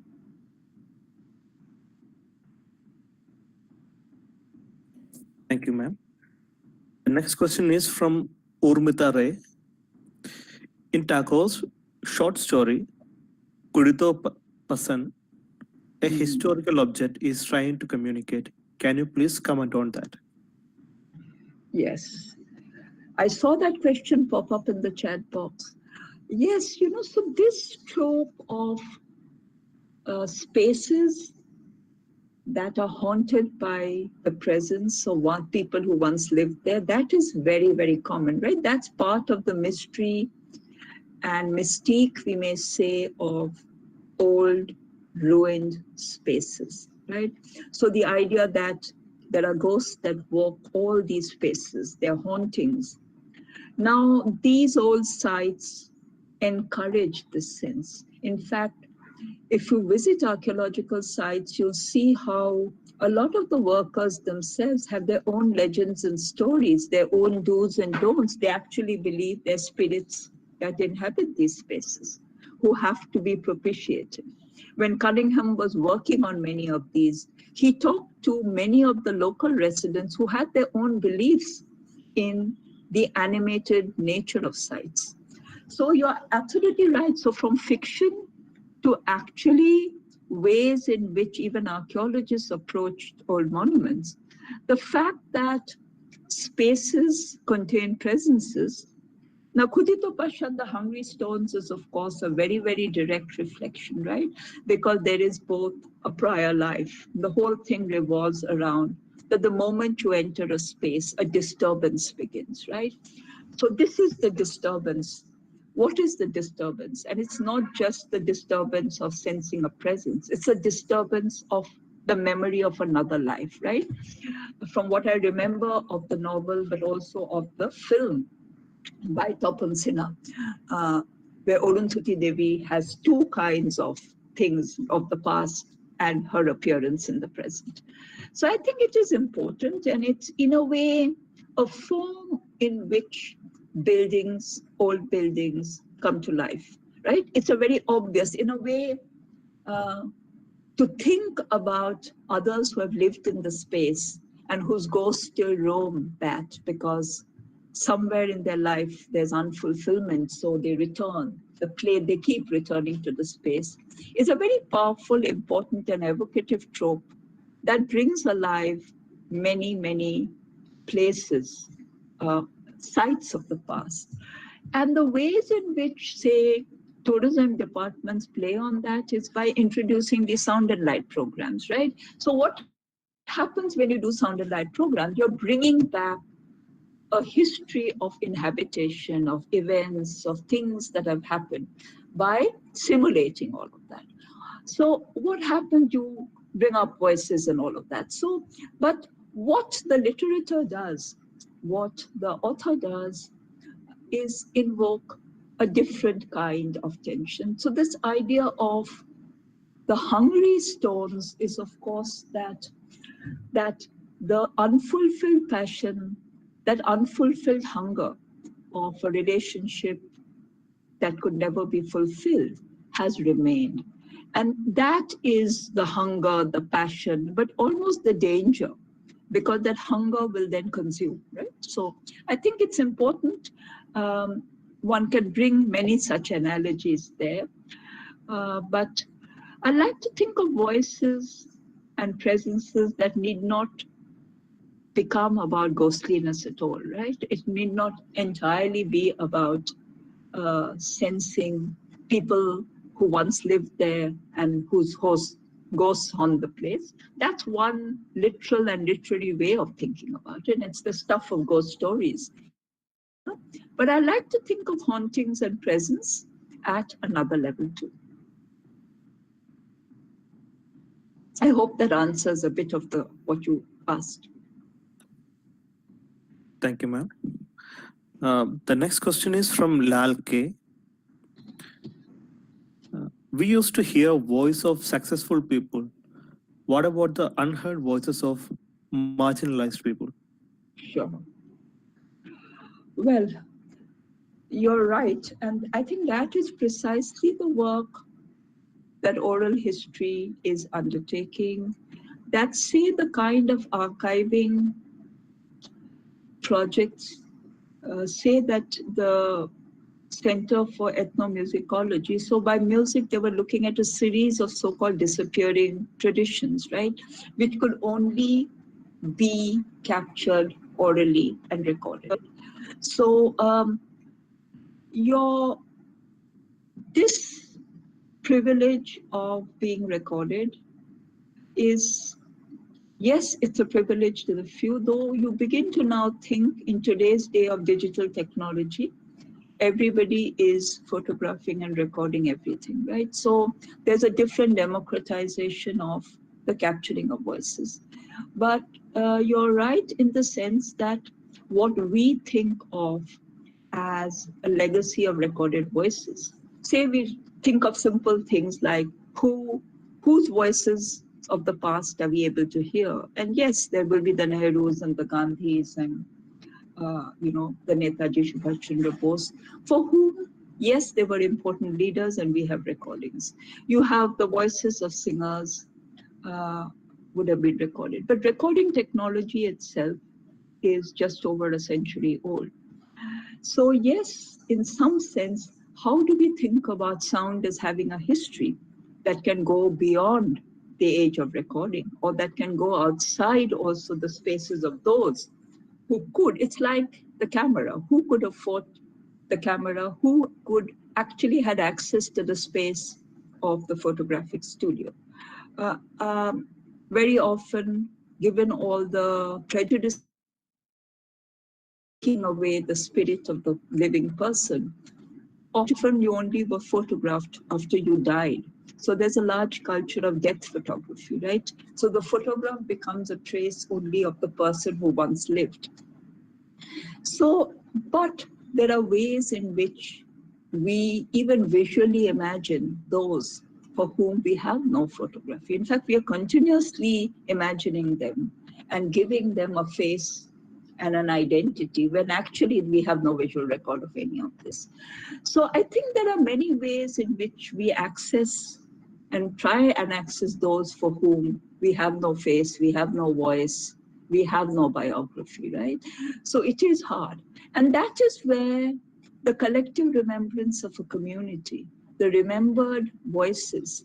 So when I say Uma Shankar Mantravadi, by listening to hours and hours and hours of recorded music, narratives, performance, becomes a living archive himself.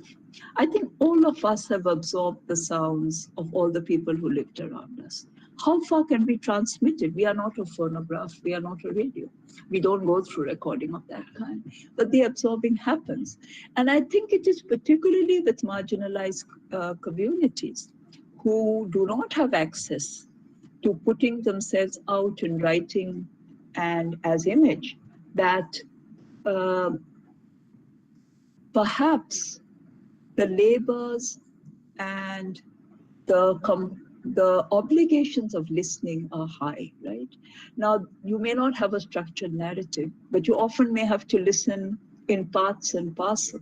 But the obligation for listening is important. And I think that is the other thing, that to think about sound is to also think about our own responsibility and our own empathy as listeners.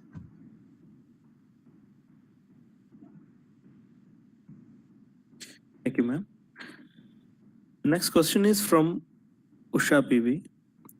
How the emotions of religion is problematic in legitimizing the demand for sacred geography, and it's passed by certain groups from selected sources. Can you repeat that question again, please? Ma'am, I repeat the question. Yes.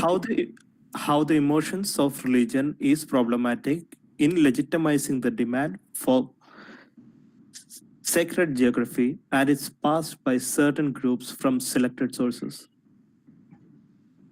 Yeah. Now, religious itself is both too generalized and too encompassing a term. So let me just, I mean, it's a very large question and I'm not sure I have an answer, but let me ask the question vis-a-vis the example I gave.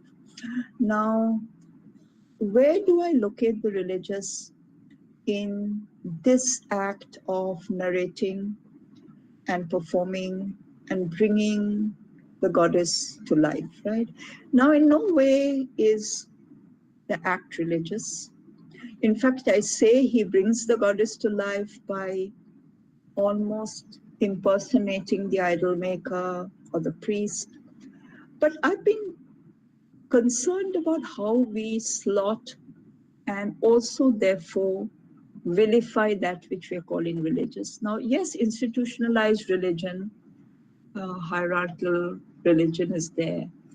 But I think it's precisely when we can open up spaces outside that trapping of a purely religious community or that community of worship, which is what has happened with Durga Puja, that it has opened up well beyond what becomes the small community that conducts worship, that observes it. It can be opened up to others. Now, which is not to say that it transcends all divides of religion, race, class, caste. Of course, it's all there. But I'm just saying is that, you know, religion prevents access. So yes, that mode of the religion prevents access. So let me give another example of the Rani Gumpha site. Now, in a way, that site has become very important by those who practice the Odissi dance form because they feel the dance form originated in this site because of the sculptural representations we find here. It's like a originary site. And then the site also has its links directly with temple dance, with the Jagannath temple, with the Devdasi tradition, with the Mahari tradition. So everywhere there's a linking of temple and dance. And now the dance, a student of ours is working on how the dance is performed in temple sites to both secularize. The dance is secularized, the temple is secularized, but you're relinking them. Yet when you look at Rani Gumpha, it's actually a Jain site. So there are different communities, different religious communities who would have gathered there. It's a monastic establishment. It was perhaps also a space where royalty sat and listened to dance music and performance.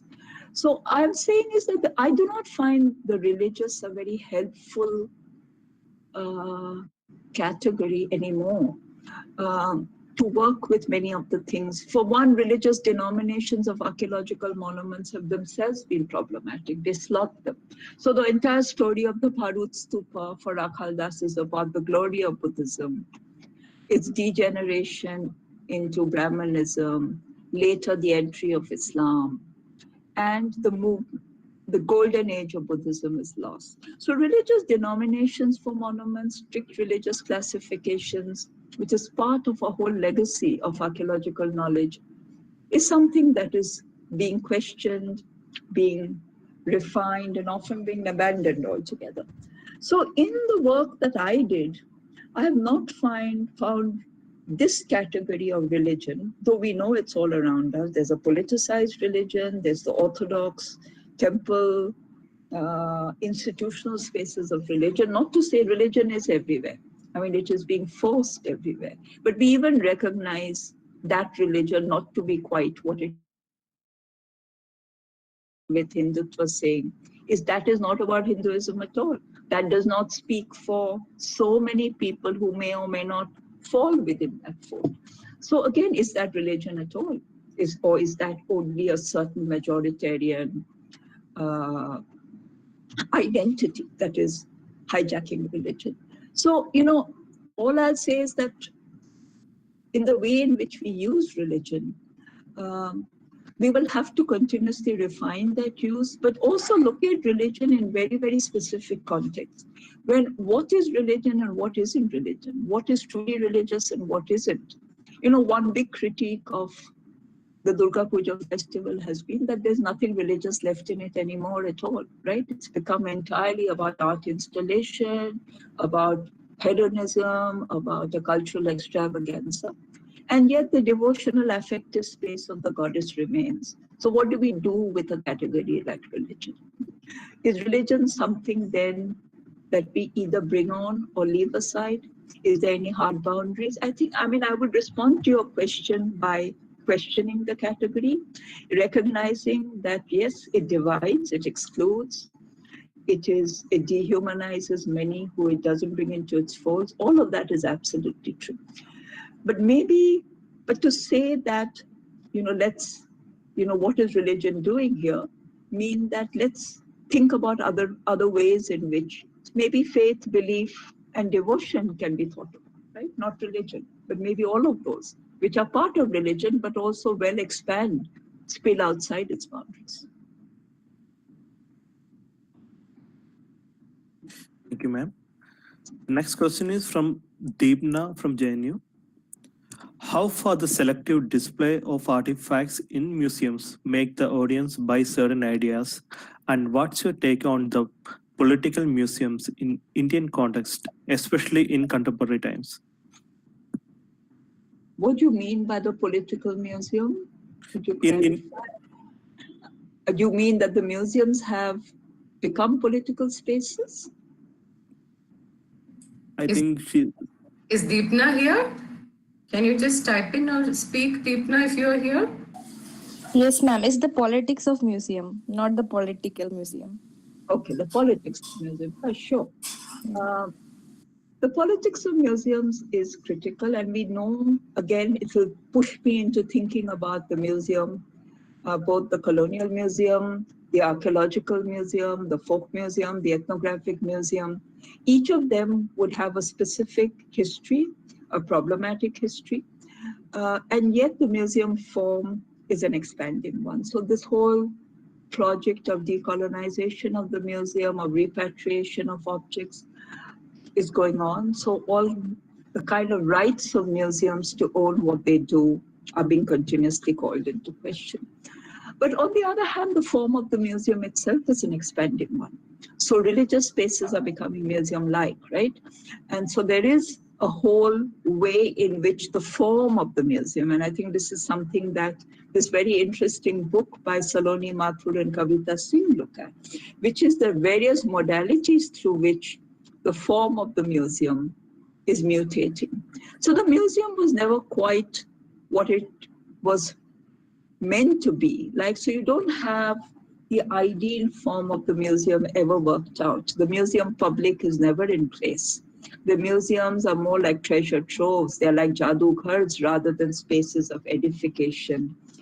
And the middle class stayed away from museums to a large extent. Yet there are new kinds of museums that are now emerging. So let's think of it, everything now wishes to, so museum becomes a form of commemoration, right?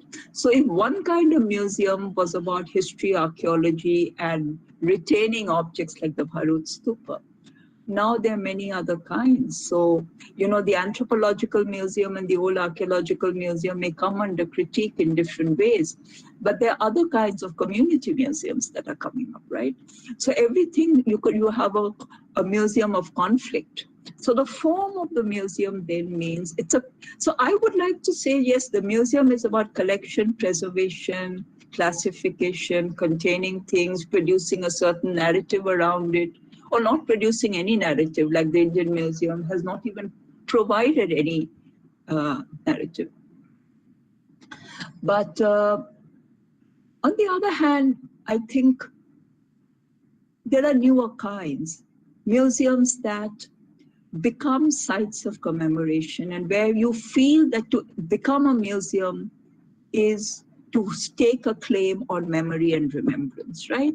That you don't want something to be forgotten. So therefore, you wish to create a place for commemoration, right? And that itself, so think of all the Holocaust Museum, think of the Museum of Partition, everything that actually is very difficult to museumize. But you do it through speech, through sound, through testimony, through everyday objects. You create. That is where a different sensorium is created for thinking of it. So yes, the politics of museum is important, but I feel in India that politics is important. So one way in which religious spaces have claimed the form of the museum, religious spaces are becoming museumized in many ways, whether it's the Akshardham temple or whether it is a series of other places which take on the form. So in Calcutta, we have a Chaitanya museum, a Sree Chaitanya museum, right? So not a temple. They want Chaitanya is a historical figure, but if you go there, it's part sacred, it's part historical. The Museum of Swami Vivekananda is meant to be a home museum, but it's a sacred space too. So I feel that the form of the museum is continuously mutating. Museum is a place of pilgrimage and of seeing. Okay, the temple can be a space of worship and touring. But I think the form of the museum has traveled. And I think Kavita Singh and Saloni Mathu's book will be something interesting for you to look at. And I'm interested in how every kind of thing that has not been part of museums are now wanting a museum for themselves, right? So again, that's interesting, that to claim to have a form of a museum is to also claim your space in history and your right to commemoration. Thank you, ma'am.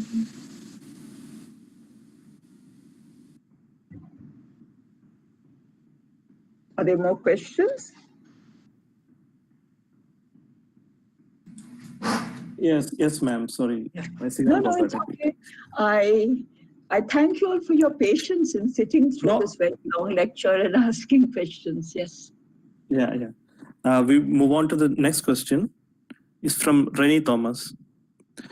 Would like to know how the preference on voice over the written will make us rethink the historical method, especially when we study or think about voice of the dead. In 1920s, many Victorian scientists in the UK were using electromagnetic waves to communicate with the dead through spiritual mediums. Yes. Where do we place the role of a historian or anthropologist when we read and engage with voices and sounds of this kind that we encounter in the field? Yeah, again, a pertinent question, which is to think about ways in which voice and voice simulation have been used, we could say misused, their scientificity has been claimed and then contested. Now, firstly, I don't think there's any question that the written word dominates, right? So I would say that in the entire hierarchy that we're talking about here between, now we are living more and more in the age of the consumable image. We see more than we read at all. But let's think of, say, the period that I've historically worked on. It's really the primacy of the written and the printed word, right? Different regional languages coming into their own, creating their own linguistic communities.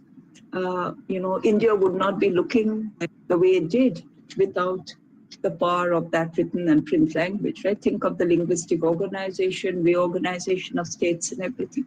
So the written word was primal, and it continues to be, and which is why the lack of access to writing and reading remains a very, very important deprivation, right? So, but on the other hand, then it's not about saying one can replace the other. And as I said, writing was the earliest form of recording of sound, right? So if one listened and absorbed, how did one say? So every archival document also has somewhere a speaking voice behind it, right? So somebody saw, observed something, had to submit a report or something. So in a way, we can think about voice, author, in everything we are looking at.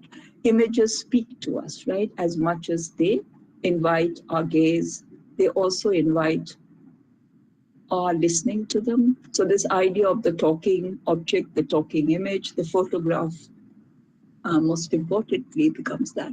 So I would say in understanding the powers of recording of image, text, and sound, let me put it more simply. Each of them can be reproduced and preserved, right? So if you think of then three important technologies of printmaking, of printing, where the written word moves into circulation, the image and its reproductive technologies, the photograph becomes most important, and sound recording. I mean, if you think of these three, all of them are new industrial technologies that allow a certain kind of archiving preservation. Now, in this, so all of these then can become, is the most difficult because we think it has its most recent history of being recorded, right? So, and yet in some ways it belongs to a very, very long past. And there are other ways in which, so how do we think? And here, as I said, I'm not a historian of sound, but I'm trying to think with it. So if anybody has, I think somebody wanted to make an interjection, please do. Because I'm thinking here then of the afterlife of sound is far more conjectural, it's far more contingent. Far more contingent. Richard, did you have something to say?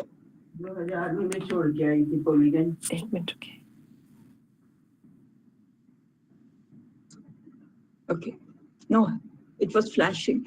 So I think I would say that as a historian, to work only with sound would be an impossibility, right? Even those of us who work with very recent and contemporary history, even then it would be impossibility. But especially because sound is the most evanescent and the most elusive. As I said, it resists possession, accumulation, preserving, archiving, right? That is precisely absence. Absence is what we are working with. Now, absent presence is important, and you're looking at the seances. Now, that's an interesting idea, that this science of the afterlife, where the seance became something that people got obsessed with. You listen to the past, you listen to the dead. And very recently, we've seen it happening with Sushant Singh Rajput, right? In all this tamasha about how he died, what happened, there was a person who even said that he had a seance and he had recorded him and he had come and said this. So this is where you can take it, you can make anything evidence. And you're right that in the Victorian era and that, you could play with simulation, with voice, with trickery. So ventriloquism was another form in which you could reproduce voices. You could impersonate others through voice. So yes, there are many ways in which sound could deceive as much as it could verify, right? So if that is one way to think about it, yes. So therefore, can sound be an easy source? Now we know oral history, oral testimony has been made a very important source. There's no question that oral history today is seen to be an accepted form of history writing, and one is archiving more and more of oral histories. In fact, there are oral history archives of freedom fighters, of revolutionary struggles, all of that. So all of that, all the testimonies, I think Kavita Punjabi may have talked about, you're working on the Telangana movement, you're working on many of the people's women's movements. There are now oral history archives. But orality, sounds that are embedded, absorbed, and which reside in things, spaces, objects, that's far more difficult to track. But it does require a different empathy to be able to imagine or invoke those sounds. And I feel that is where I think I would push all of us, and that includes me, to be sensitive to what things can do. Why is it that reading a letter brings back a voice to me? Now that could be a very personal thing, but because I know the voice of the person who wrote the letter. But even in spaces where we don't know the voice, we can invoke and imagine the voice. Now, it is not a verifiable tool for history writing, no. So that is the slippery dome, but that is where the place of memory, ethnography, and collective remembrance will become important. So, and history need not always have that privilege over the other. So there's falsification, sure, I'm not talking about that. So you could say that you can use the idea of a dead person speaking to falsify a certain history. That could be one way in which you use it to actually manipulate or deceive. But there are many other ways in which voices remain. And I think what remains, they remain within us. All our history of hearing makes us archive not just of what we know, but what we've seen and what we've heard. So in that sense, yes, and similarly, objects which often have a durability far more than us. So whether it's ancient monuments or a series of other objects that have remained and preserved, which is why today that space of the everyday object of material histories is becoming more and more important, and also calling for museums in themselves, the museums of, house museums, museums of everyday objects, not just in an ethnographic context, but in many contexts. This kind of space for bringing all kinds of objects that never deserved a place in history of museums into those spaces.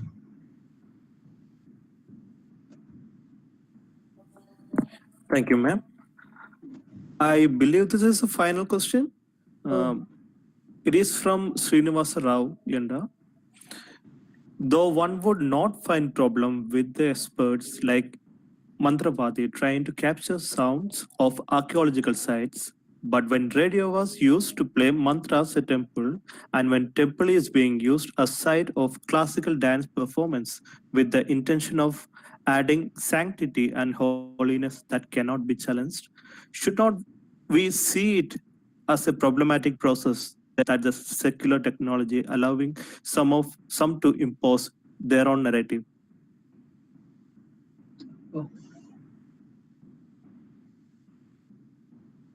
Impose their own. Again, I have to think this question. Yes, there are sacred spaces in which many of us intervene with completely non-sacred methodological and technical tools, right? So yes, that there is that intervention, but you're talking, say, let's take an archaeological site or a temple site, which was a place of devotion and sacrality. Now, when we enter as a living temple, we are forced to go by the rules of a certain kind of sacrality. But the archaeological site has its own sacrality too, of preservation, of how we treat it as an object of history. So, what secular intrusions mean, in a way, our entire way of accessing to much that, again, there's a problem here again of saying this was a religious or sacred place. And when we come in with new technologies, with new sound recording devices, with even cameras, with our own non-religious interests, yes, there are intervening there. But I think that is part of the afterlife of all these spaces, right? So when a religious object, that which was once religious, moves into museums, and there's a huge debate on, do we return it to a temple? Has it become desacralized? There's a lot written. There's a wonderful book by Richard Davis called Lives of Indian Images, where he looks at these Natarajas which get buried, which get recovered, they go on to the art market, they're reclaimed, and then there is no space for it in the temple because it's become a desacralized idol. Now it can go through Jinnodhara, it can return to the temple, but then you create these icon vaults and you put it in there. Now the icon vault is a place which is neither a museum nor a temple. It's somewhere in between. So these secular institutions, the museum itself, the temple itself can have many, many material and secular roles, right? As an owner of land, as a juridical body, as a board. So, what is the sacred and the devotional, and what becomes other kinds of bureaucracies of governance. The temple itself then becomes the most complex here, right? Because there are continuously other kinds of demands of finance, management, trust, property, all of that going on. Management, right? Temple management is a huge thing. So all of these concerns are there. So I suppose the archaeologists going there with digging tools, or the sound recorders going there, the artist going there with canvas and brush, the photographer going there with various camera, these are all what we may call non-religious intents and interests. But I think our entire access to the sites of the past can only be through this means. And yet, as I said, that when we do it, are we doing it devoid of any other sense of trying to understand the past life, the past meanings, the past communities? And I think that is the struggle, that I may not be entering it with a religious purpose at all.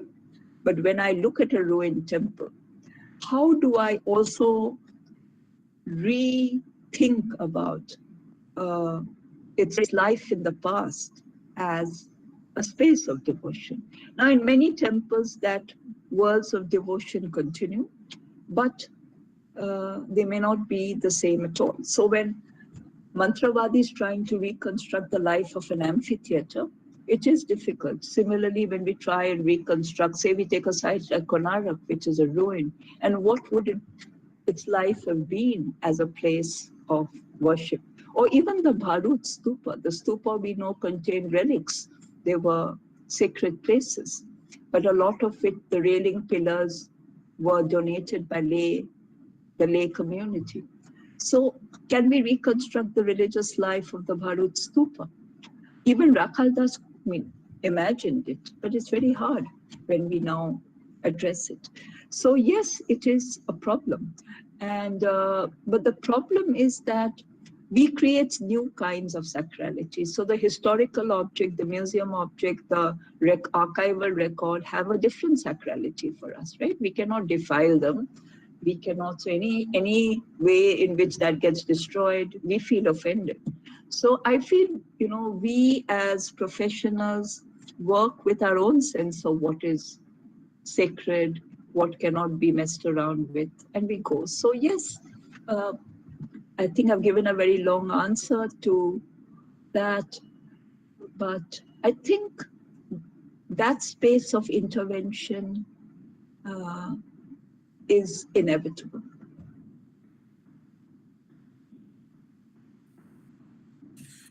Thank you, ma'am. I would like to apologize to Ms. Tanu. Maybe we can continue the discussion elsewhere since we are getting very late. I would like to wind up this session with the comment by Dr. Sanal Mohan.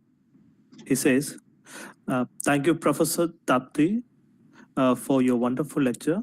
Books like Sounds of Slavery actually explores the sounds of slavery of historically in the American South. Mhm. It is done through archival research of fascinating type. I tried similar inquiries in the context of his Kerala. I must talk to Sanal about this. You know, for instance, my immediate response, I don't know whether Sanal is still here. He was my colleague at the center. You know, when you visit the Museum of Afro-American History in Washington, it's interesting how much in writing the history of slavery, they've resorted to the slave ship, the sounds, so it's like an installation effect. You recreate the experience through sound of various kinds.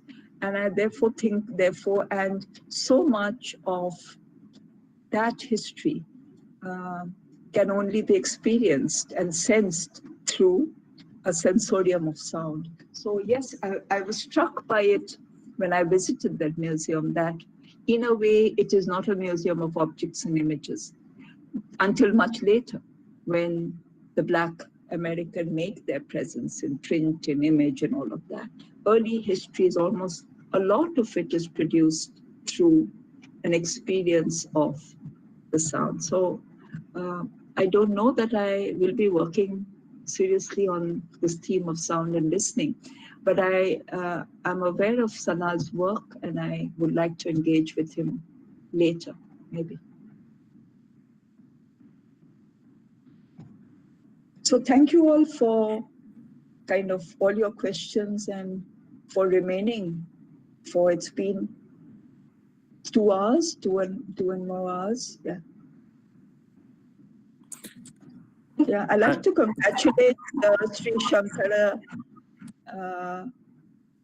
Sankaracharya University and I know Shiva's been at the center of it, for putting together really a very remarkable set of lectures. I was able to hear only a few. I would have liked to have listened to more, but I presume there'll be recordings, right, Shiva? Yes, ma'am. And I'll be sending them across. So I think it will be a very important archive for us to have. So talk about here, sound archiving, right? So we all spoke. And so somewhere, and then all these conversations, because I think have been very interactive workshops. All of you asked questions, there have been detailed replies. So all of that will become part of an archive of listening. Yes. Thank you, ma'am. Avinash? Yes, ma'am. Thank you, Dr. Tapati, for patiently answering all the queries and questions.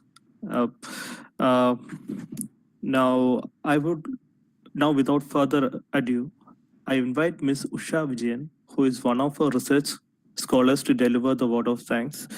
Before that, let me remind all the participants that, like I mentioned before, there'll be a brief validatory session right after this, and the feedback forms will be posted once the session starts. Now I invite Ms. Usha for the vote of thanks. Over to you, Usha. Thank you, Avinash. Good evening, all. It is my privilege to propose vote of thanks on this occasion. On behalf of the Department of History, Sree Sankaracharya University of Sanskrit, Kaladi, I extended a big thanks to Dr. Tapati Guha for her excellent lecture on listening to the past, on expertise, empathy, and affects. Thank you so much, ma'am, for sharing such informative points, especially on the significance of voice in history. I also extend my thanks to the participants, especially those who are engaged with queries and questions. And finally, thank you all.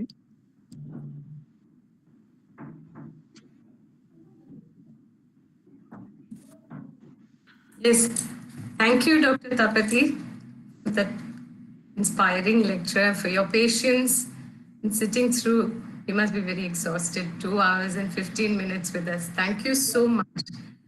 I'm so glad that you agreed to reschedule and be there with us. Thank you so much. Thank you, Shiva. It was lovely meeting you, even if only virtually. And thank you, everybody who's been part of this long conversation. As I said, this is not an area on which I tread with a lot of expertise. So it was experimental. And I thought, what's wrong? You know, this is precisely the group with which one can try out new kinds of things. That's all I'm saying. Thank you. Okay. So can I leave now while you'll Yes. go on to your main session? Yes. Okay, Yes. so Thank thank you you, so and we'll much. be in touch, hopefully. And the chat box questions, do they remain? No. I will mail it to you. Yeah, I mean, I'm not sure I could answer all of them, but it'll be. Yes, I'll be it'll mailing help that us. too. Yes, Yeah. I will do that. And do share my email for people if they ever want to be in touch or whatever. I don't know the group at all. I saw some people I know there, but I think I don't know the participants at all. But thank you. I'll do that. Thank you so much. Okay, let me now leave. Yes, thank you.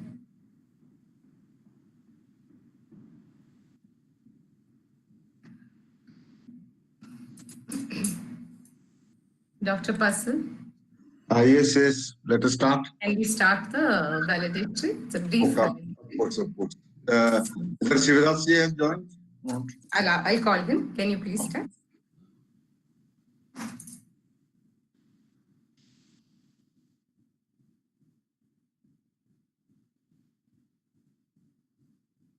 You can start, and by the time the registrar's message is read out, we can call him. Please. With your permission, let us start the valedictory function. Now I invite Jason, our research scholar, for welcome speech.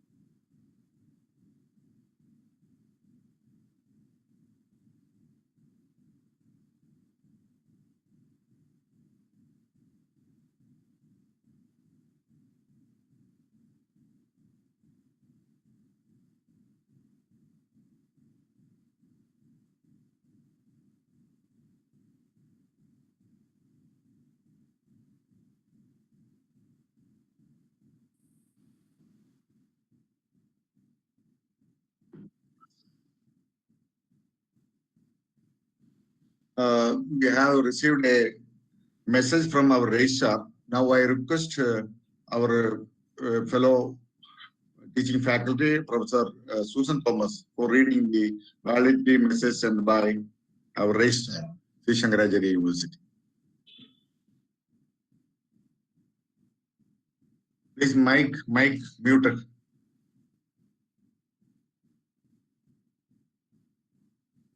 Unmute your mic now. Yeah, sorry.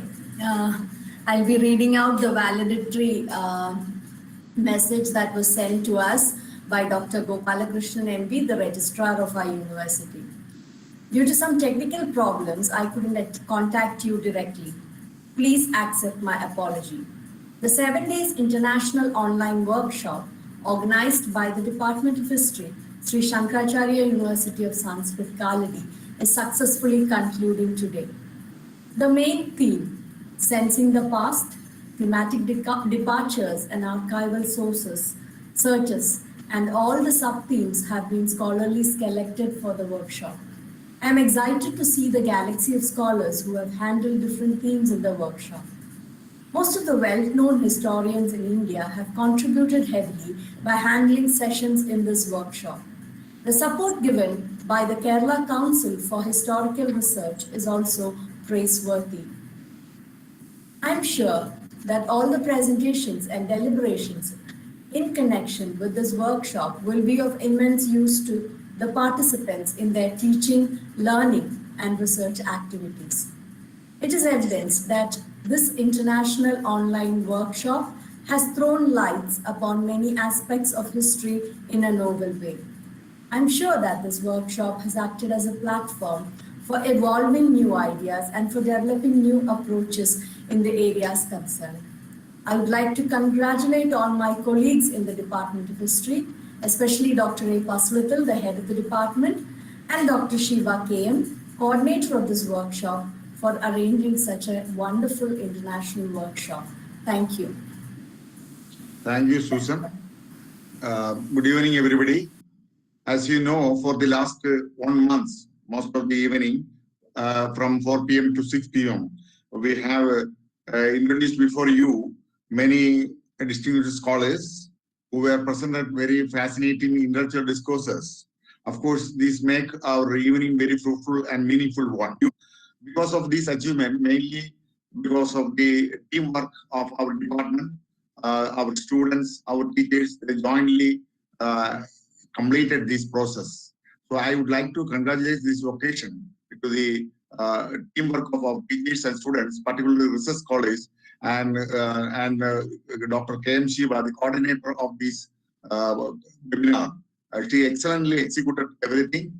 And on behalf of our departments, I would like to congratulate all the team members of this program. This is the only kind of happiness that we are receiving in the event of these COVID-19 pandemic situations. So this is a unique experience for a long 1 month process, series of intellectual discussions in the evening that we make very fruitful one. Thank you, everybody, and all the participants. And I also personally extended my sincere thanks to all the distinguished scholars who participated in the intellectual discourses. Now I invite my colleague and our dean, Professor P. Sivadasan, for inaugural address. Thank you, Dr. Fasilidil, Dr. Shiba, Susan, and faculty members of the Department of History, SSUS Kaladi, and delegates attending the online workshop. I'm extremely happy to take part with you in the voluntary session of this 7-day online workshop. I came to know that large number of senior scholars and eminent personalities associated with the research in social sciences were taking part in the seminar workshop as resource persons.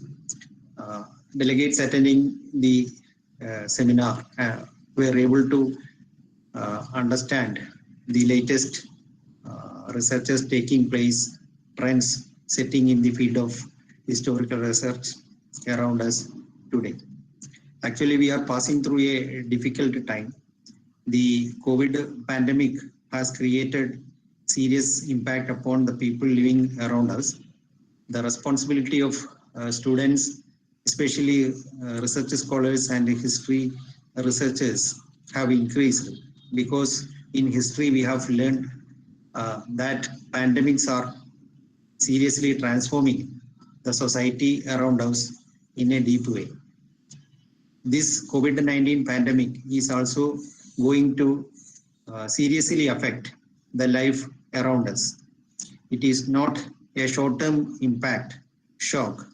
This impact is going to create a wide impact upon our society in long-term dynamics. So the responsibility of all of us has increased because of the current situation. It is in this backdrop, the 7-day seminar jointly ventured by the History Department of Kaladi University and Kerala Council for Historical Research was materialized under the able leadership of the Department of History of Kaladi University. This was a wonderful experience, as I came to know from many of my students who are attending the workshop. They have communicated me that they were greatly benefited by the orations of large number of eminent personalities. So I request all of you to make use of the skill the knowledge that you learned from these orations to change your perspective, to transform your perspective more socially committed, and also help your research to assist the downtrodden, the impoverished, and those people who suffer because of the problems that we face around us. I wish all success, and I also congratulate the faculty members of the Department of History and also KCHR for undertaking this venture. And I also congratulate the university, Sree Sankaracharya University, for organizing this seminar. And as a member of the university committee, I am also happy to see that one department of the social science wing organizing such an international seminar, which is going to benefit all students, not only in Kerala, but other states in India in a great way. Thank you. Thank you very much. Thank you, Shivadasri. Next, I invite the KCHR research officer, Dr. Rachel A. Varghese, for reviewing the webinar series. Thank you, on behalf of the Kerala Council for Historical Research, I wish to congratulate and thank the Department of History, Associate Kaladi, for its amazing academic experience. For the KCHR, it's a very happy occasion to have been able to associate with the event. I should underline that this association has been so logistic and support. The entire intellectual and organizational labor from the conceptualization of the event to this day has been that of the SSUS team. As a participant of the workshop, I think I'll be sharing the view of most of us here when I say that these days were immensely enriching for us. The strength of the workshop, I feel, is in its curation. The workshop brought together some of the most intellectually distinguished social scientists of our time, working on a range of ideas and archival materials. The curatorial intervention, as I understand, was in having all these resource persons grounding their talks on their own personal journeys as researchers and their challenges and physical encounter with the archive in its broader sense. I'm someone who is more familiar with archaeological sources and material culture and not textual sources. For someone like me also, listening to these talks is hugely beneficial in thinking about ways of taking our research forward. Now it's often said that opening up of web platforms has brought ease of access to such events. But from the organizer's point of view, it has brought in an entirely new set of challenges in terms of technology and of bringing people together from different locations and time zones and from outside the country. It can be much more taxing than organizing an offline event in certain ways. The SSUS team has done a truly laudable job in meeting all these challenges. And once again, for the KCHR and as a participant of the workshop, let me congratulate the Department of History, Coordinator Professor K.M. Shiva, and members of the organizing committee for this wonderful opportunity. And we eagerly look forward to more such things. Thank you very much. Thank you, Rachel. Now I invite Dr. K.M. Shiva for vote of thanks. Dear friends, it's indeed a pleasure to be here at this moment to thank you for the days we have shared together on this platform. The workshop owes itself to the financial support from the Kerala Council for Historical Research, and I need to start by thanking the Council for for this recognition of the research that we have been doing in the department. We had as our chair today Dr. A. Pasalathil, head of the Department of History, and I thank him on my behalf and on behalf of the department for the support and leadership extended throughout this workshop. The Registrar of the University, Dr. Gopalakrishnan, expressed his inability to join us, but sent us a message, and I thank him for his words. Dean of the Faculty of Arts and Social Sciences, Historian and Professor of the University of Calicut, Dr. Shivadas, kindly consented to be with us and facilitates the gathering. Thank you, Dr. Shivadas, for being with us. Dr. Rachel Varghese, Research Officer of Kerala Council for Historical Research, has been a constant source of support right from the beginning. I'm thankful to her for her valuable and insightful comments on the workshop. It has been both a personal and impersonal experience talking to the laptop in front of me in a disconnected manner, but also listening with a sense of connection, the ears taking over the place of all other senses to connect us in a space of academic inquiry. We were fortunate to have the presence of distinguished scholars who generously agreed to share their time and scholarship in the midst of their hectic schedules. There were several moments of despair when the speakers were inconvenienced, either due to illness or personal losses, or the sheer weight of the work they were in the process of completing. But we are humbled that each of them agreed to reschedule and considered it important to be with us. I was extremely touched when the scholars shared the intense preparations they made for their lectures. I express my deep sense of gratitude to all the esteemed scholars for graciously giving their valuable time, erudition, and commitment to be with us. There was incredible response to a call for participation in the workshop, and the registration had to be closed in 4 hours since our platform could only accommodate 250 participants. Since we were expecting those registered to be regular attendees, we had to turn down nearly 100 registrations. And since we began the workshop till this day, even today morning, inquiries seeking participation have been coming in. The only regret is that all those registered could not join us every day. The encouraging aspect was that there were many who joined us out of sheer interest. As the workshop extended a month, it brought in new friendships and promises for academic association, strengthening the resolve to keep going. I express my heartfelt thanks to all the participants for making the workshop a grand success, both by their presence and their insightful interventions. I hope you had an enriching experience too. The coordination team of faculty members, research scholars, and postgraduate students that worked continuously made this workshop a reality. The sheer amount of work and coordination with attention to every little detail of every committee in the team was amazing, especially of the technical team. And I'm extremely proud of my team who made my task as coordinator so much lighter and less stressful. The online mode for such participation that could enable recording, live streaming, etc. was being tried out by us for the first time. But even the technical glitches that Google imposed could be resolved in record time. I feel that we have proven how smooth coordination does not necessarily require a physical meeting space, but can be achieved with commitment and devotion to responsibility. A big thank you to the coordination team to whom I owe the success of the organization of this workshop. Last but not the least, let me thank Vishnu Priyan, artist and former student of Fine Arts Department of the university, for the beautiful posters he designed for us. Vishnu Priyan was this year's State Yuva Pratibha awardee. As we end the workshop today, I wish to end with a note of gratitude to each other and the hope that we will continue to stay connected. Thank you all once again.